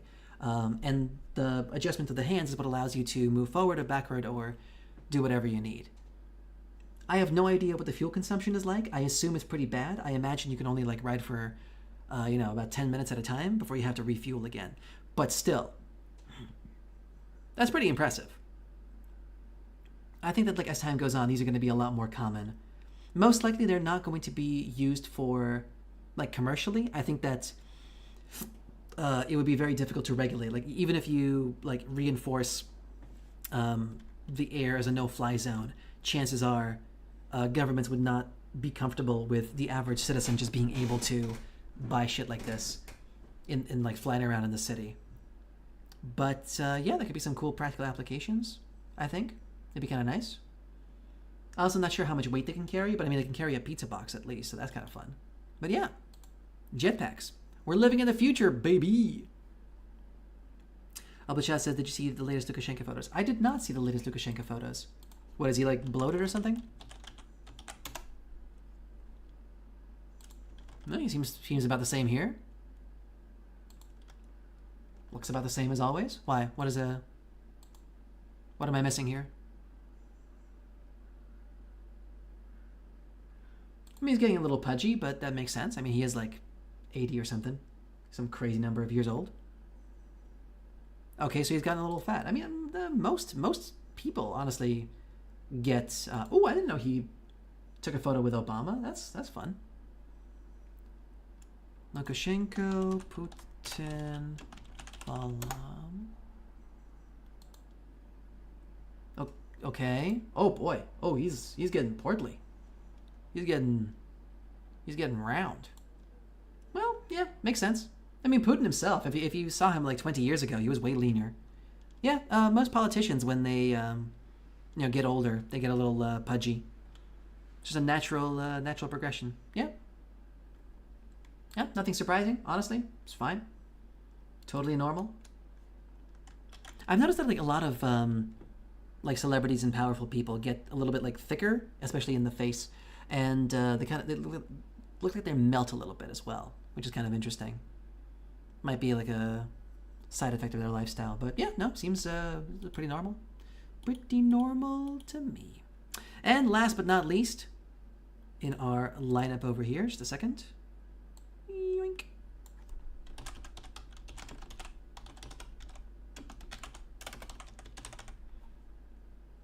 So yeah, we talked about this 2 weeks ago, and it looks like it's happened for real and for true. That they announced this year the Olympic Esports Series, as an Olympic game-style esports event planned to be held annually, once a year, featuring multiple different virtual sports and video games coming together in a single location. There you go. Apparently, for the first one, traditional esports titles such as Counter-Strike, Dota, League of Legends, and Valorant have been considered to be too violent for inclusion in an Olympic-style esports competition. An Olympic summit was held in October 2017 to consider the possible adoption of esports by the Olympic movement. However, the lack of a single international federation that governed esports, a requirement for a sport to be recognized as an Olympic sport, along with the issue of violence in games, meant the IOC could not consider adding esports to the Olympic Games. And of course, the other major issue that we talked about is the issue of IP, right? We talked about this, that yes, there is FIFA, and they're like the main organization for football, but they don't own football. Like, you don't have to get permission from FIFA to play football in your backyard, right? That is true for most esports, because most esports are based on commercial products that are owned by single corporations.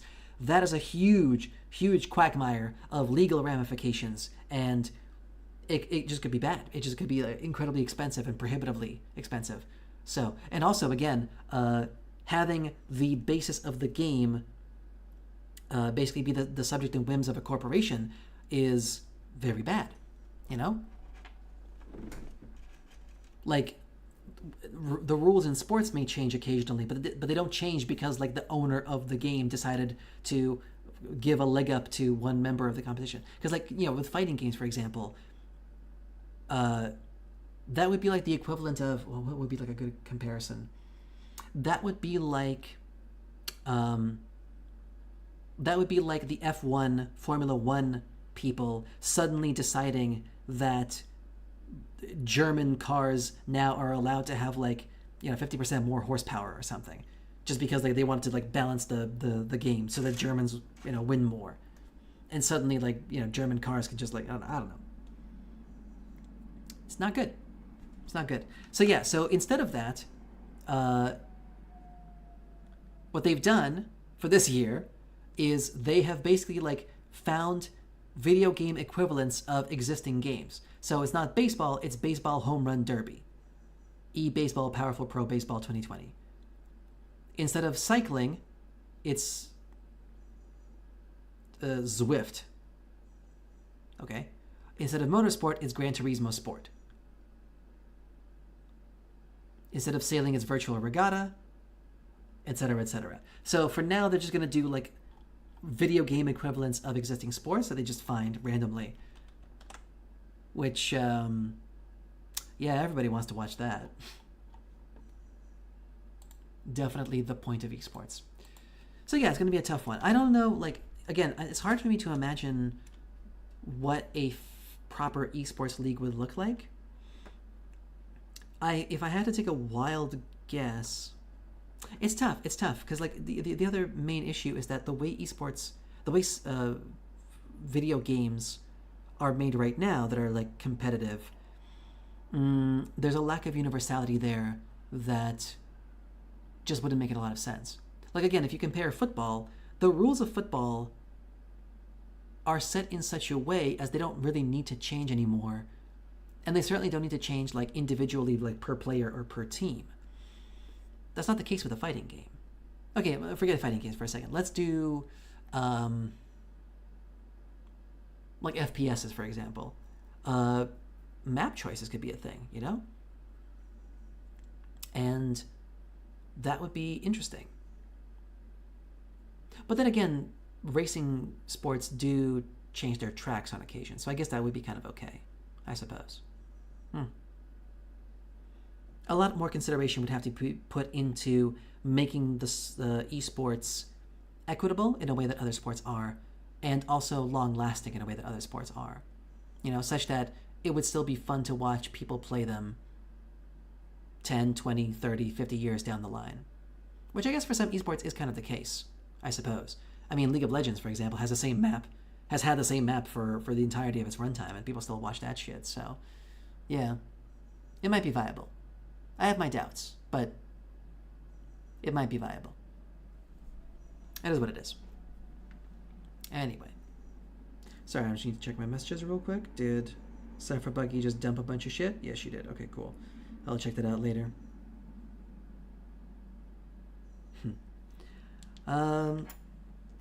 Yeah. Well, that's everything I got. That's all my prepared topics. And we got up to an hour and 40, so that's something.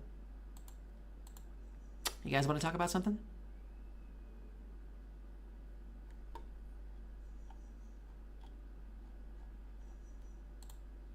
Anything else we can discuss? Shall we delve into more reasons why Elon Musk is a piece of shit? Just drill that one home? I don't know. I'm not a big fan of hating on people. Like, it doesn't make me feel good to do that, so I tend to stay away. But it is what it is. Maybe we'll just call it a day. Maybe we'll call it early. I don't know. Next time I'll try to prepare something a bit more concrete. Actually, let me check my schedule real quick. Yeah.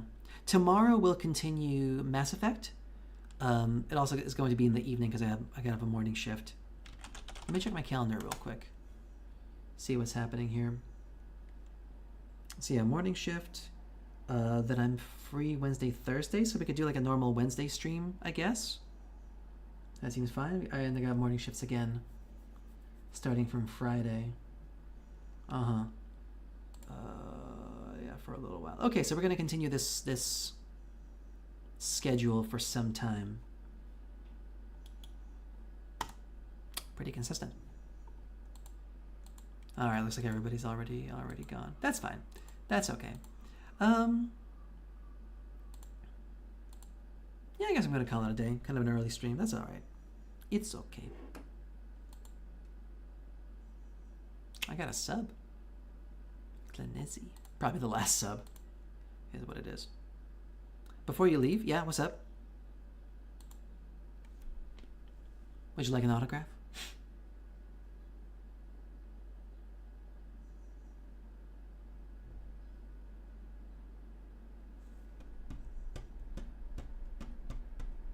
What would be your favorite way to see Musk's downfall?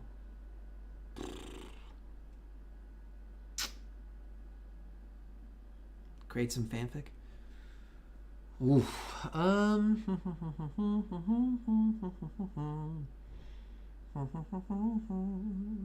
You know, ideally, I think like the best case scenario in my mind is that he has a complete change of heart. That's what I want.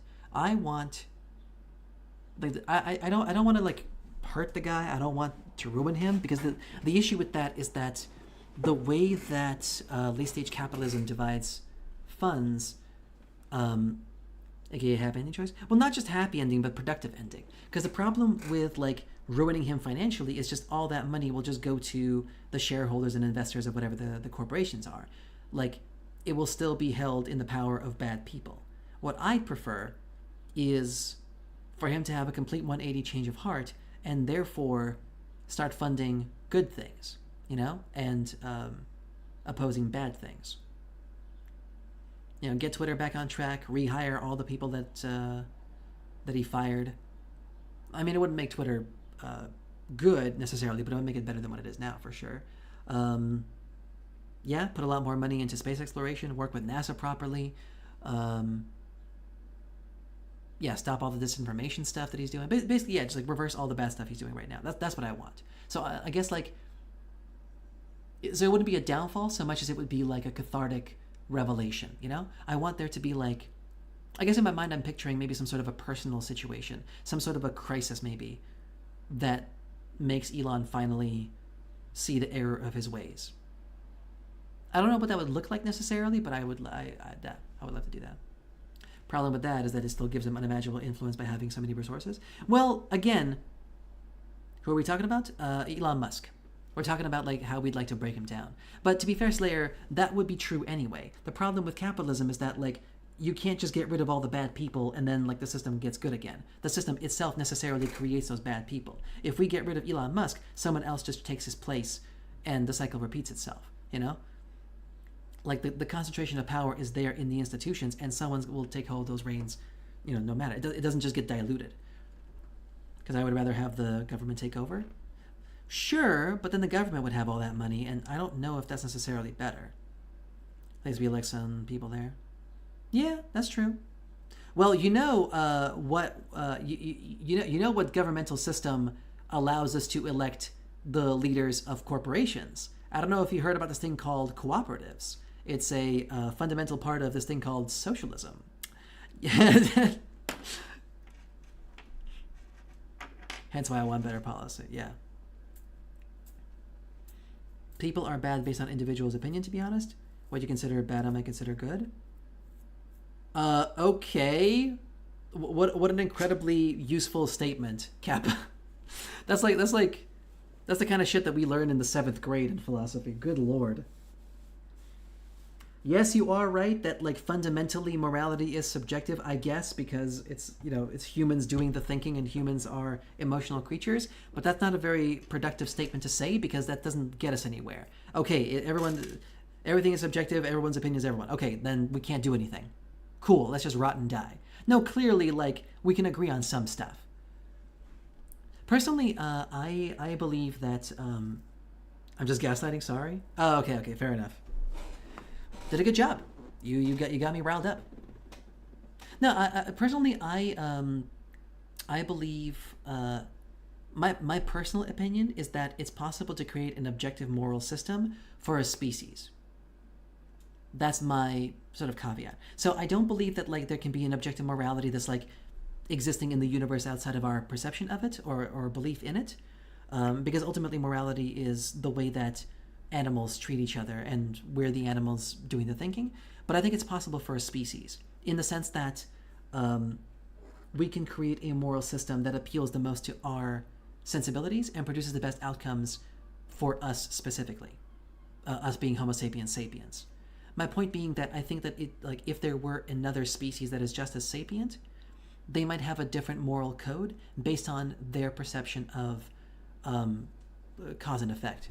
Like I could easily imagine if there was like a reptilian, a reptile sapient species, they might be a lot more cavalier about murder and like violence and stuff. You know, lacking the same empathy that we do, lacking the same, capacity for empathy. They might feel like it's more okay to murder and kill and just, you know, do violence in general. They might have fewer protections for parental rights. You know, they might think of children a lot less fondly than we do, you know? And in their mind, that would be justified, if that makes sense. Like, their morality wouldn't make sense to us, and ours wouldn't make sense to them, and vice versa. That's how I feel. Because a lot of it is based on emotion, right? And emotion is mostly regulated by, like, you know, genetics and hormones. So it makes sense that a creature with a different genetic makeup and a different hormonal wash would interpret morality in a different way, I feel. And that's I think where like the it's objective in the sense that it applies to the creatures that are currently living, but it's subjective in the sense that it is subject to change because, of course, humans change. You know, we evolve like everything else, so eventually our moral system would have to adapt to meet our, you know, changed physiology. Of course, we're talking about, like, you know, millions and millions of years in the future, but still, I think that makes sense to me. And again, it might have to be different for other species once they get sapient as well. That's my personal theory. Like, that's the way it makes sense to me. When it comes to billionaires, I don't know how many of them even have empathy, as I suspect many of them, or if not, are sociopaths. Again, Slayer, so it's important to point out here, like, you're falling into the trap of essentialist thinking. It's important to note, it's not so much, again, my bias, just what I think, right, but it's important to not fall into the trap of thinking that only sociopaths can behave the way they do, like only sociopaths can become rich. The system sort of creates sociopaths. Mental illness can be not just inherited, but also acquired through behavioral conditioning. It's a very common, have you ever heard of the Monopoly experiment? I think I've kind of showed it a couple of times already, I think. We've talked about it many a time on the Apologus stream.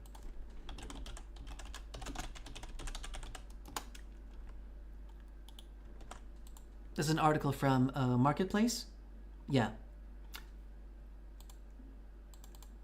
It turns out that having more money doesn't necessarily make a person more inclined to share their money with others. In fact, research suggests the opposite is true.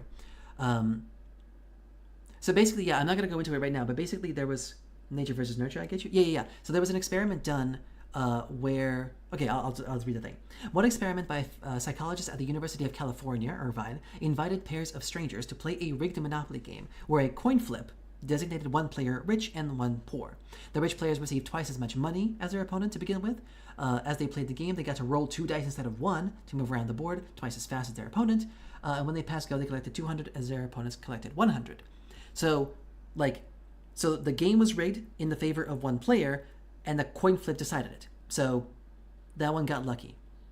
So one possibility is that rich players are kind of embarrassed by the situation, doing what they can to help out the other person who undeservedly is a poor player, and it's actually the opposite of what we found. In various ways, through body language and boasting about their wealth by smacking their pieces loudly against the playing board and making light of their opponent's misfortune, the rich players began to act as though they deserved the good fortune that was largely as a result of the lucky roll of the dice. At the end of the game, when researchers asked the rich players why they had won the game, not one person attributed it to luck. Not one. They didn't talk about the flip of the coin. They talked about the things that they did. They talk about their acumen. They talk about their competencies. They talk about the decision, that decision or this decision. Piv said the experiment reveals a fundamental bias that most humans have. When something good happens to you, we think about the things that we did that contributed to that success. And so, what this and many other experiments show is that when someone has an insanely amount of wealth and power just thrust upon them through inheritance or through dumb luck or whatever, or through manipulation of stocks, they get confused in their head and start thinking they deserve it, that they're better than us. And so basically it's the fallacy that competent people are rich, therefore rich people must be competent. The rich people get brainwashed like that too. They start believing their own hype because it's flattering, and there's no incentive to them not to believe that. No one will fight them on it. No one has the power to make them see otherwise. So again, our economic system produces incredible high concentrations of wealth and power in individuals and in small corporations, and that fucks with their head and makes them cruel and makes them unempathetic. So again, the system is bad. It can happen to anyone. But how many people are willing to relinquish such wealth and power? Hence why I don't think we can get billionaires to work for the common good willingly. Exactly. The system has to change. Socialism. That's what I'm talking about. Exactly. Yes. That's why regulation right now is necessary. But beyond that, again, the good things from capitalism can be made in other economic systems. You don't have to take the bad with the good just because the good is there. That's what I'm talking about. The system needs to change. The economy needs to be focused on a benefit to the people, not the accumulation of wealth as the ultimate goal. Because if the accumulation of money is the only thing that matters, people will find any which way to do it, including dishonest, including unproductive ways, like just manipulating stocks and shit. Like paying politicians to make it easier to pollute products and to control people's data. They will do anything to make more money, which is why the planet is fucking dying. So the goal should be to make that not be the goal, to make a different goal. And yes, it's a long-term thing, but that's where it needs to, like, that should be the long-term thing. Regulation only shores up the dam. Only delays the inevitable. Anyway. But it's a start.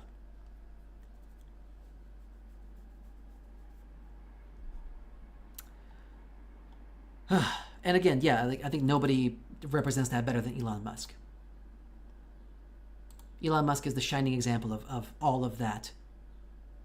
Like, he inherited his massive wealth from his apartheid daddy's emerald mine, and used that money to basically buy stocks in a bunch of companies and, like, become like already existing companies, by the way. So, like, he didn't even, like, invent the technology. Like, he just, like, bought into it. He bought into PayPal. He bought into Tesla. He got a bunch of engineers to go into SpaceX. He didn't actually do shit, but he thinks he does. And a bunch of sycophants who also dream of being billionaires like him think he did, because it flatters them too, because it fuels their fantasy of being some great man who deserves all that immense wealth. I guess I already know what you will say, but do you believe humans will be able to save the planet? Like, actually come together and get our heads out of our collective asses and try to save what nature's left? Yeah, of course. Absolutely. Well, again, Slayer, to be fair, as George Carlin famously put it, the planet will be fine without us. Life, like, no matter how badly we fuck up the planet, it's like life will go on. I promise you that. Even if it's going to be in the form of, like, bacterial life, life will go on planet Earth. We're not going to kill all life. We're not that capable. What I think what you really mean to ask is, are we going to be able to preserve planet Earth such that we can still live on it? Yeah. So I think you meant like can we stop the planet from being destroyed so much that we can't live on it anymore? And once again, I think the answer is yes. I think it's very much possible. Yeah. We have definitely already gone past certain climate, like temperature deadlines, for sure. Human civilization is so fucked. It's definitely at risk, for sure. And I definitely think that a lot of people are going to die soon. Yeah, absolutely. The quality of life of most people, including ourselves, is going to go down significantly moving forward. Absolutely. There's going to be climate crises. There's going to be a lot of mass migration, as people living on coasts will no longer be able to because their houses are flooded. Yeah, there's going to be a lot of that happening. Economic unrest, and that might lead to more fascism, unfortunately. So that's going to be bad. Yeah, it's going to be tough. It's going to be real tough. And the way I see it, there's one of two ways.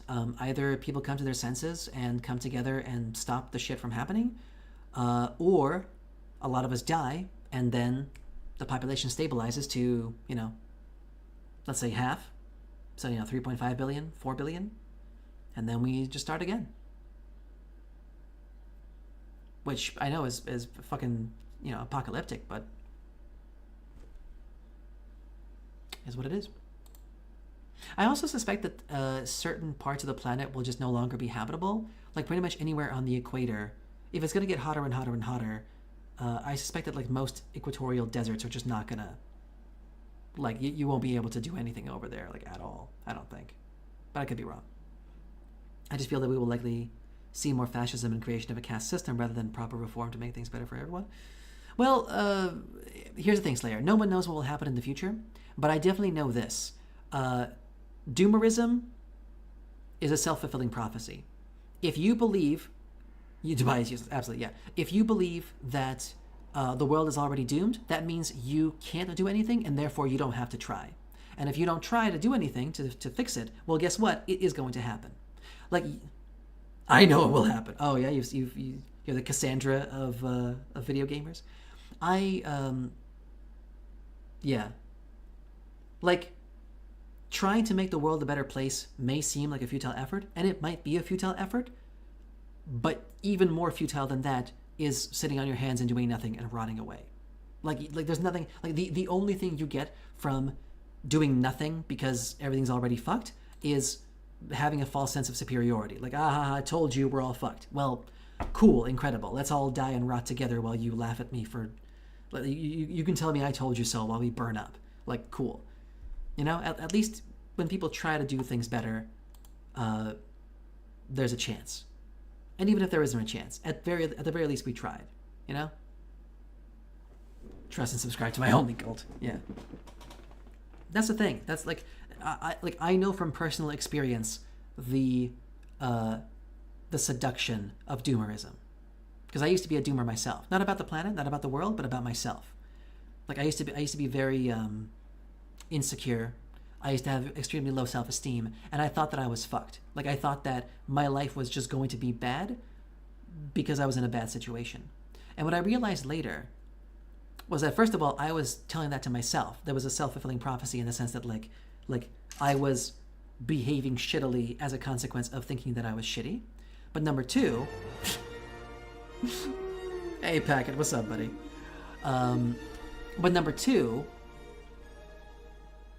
I realized later that one of the reasons that I was so insistent on believing that was that it absolved me of the need to become a better person.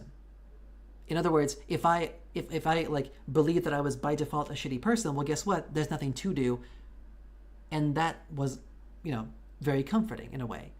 It allowed me to be lazy. It allowed me to be inconsiderate, because I was like, oh, well, I suck, so I'm gonna suck. Well, I mean, do you have to? Turns out I didn't have to. It took a lot of hard work. And like, you know, over the course of like from the age of like, I say 18 to let's say 25, I did a lot of hard work on myself. I went to therapy. I did some self-help stuff. And yeah, I'm a lot better about it now. I still have some issues, but I'm working on them. And yeah, now I no longer blame the world for my problems, you know? And I think it's the same way with the planet Earth as well. It's easy to throw your hands up and say, well, everything's fucked, so let's just die. I choose to believe we can do something better. If for no other reason, then it gives me something to do, you know? One thing is to say we're fucked and acknowledging it, and another is acknowledging it and doing nothing, not finding solutions. Right. I agree with you, things are bad. I never did disagree. Yeah. But like, if you say the world is doomed, that implies that like there's nothing that can be done. If you say the world's in danger of being doomed, that's different. If there's a danger, then we can fix it. But if it's already, it's like, you know, if a house is on fire, situation's dire. If a house is already burnt down, situation's over. Right? That's an excerpt from The Newsroom by Aaron Sorkin. So yeah, I choose to be positive basically as a matter of principle. Because like, consequentially, there's no reason not to be. There's no good reason. Dude, I cannot type that much here. We can have a chat in the future stream. Oh, for sure, absolutely. I can invite you as a guest. We can have a little, we can like have some whiskey, smoke some cigars, put a little fireplace in the background, you know? Little, yeah. Fair enough, you're at a disadvantage, I understand. But okay, we're gonna call it a day here. Packet 471. Sorry that you kind of came in at the end here, but we're gonna wrap it up.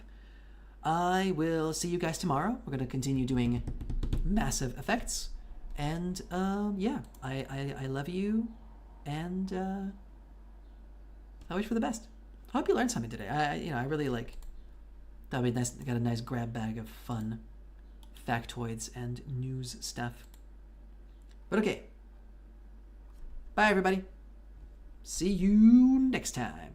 Like I said, there is purpose in life, but it would be stupid to not take advantage of it. I agree. Okay, bye.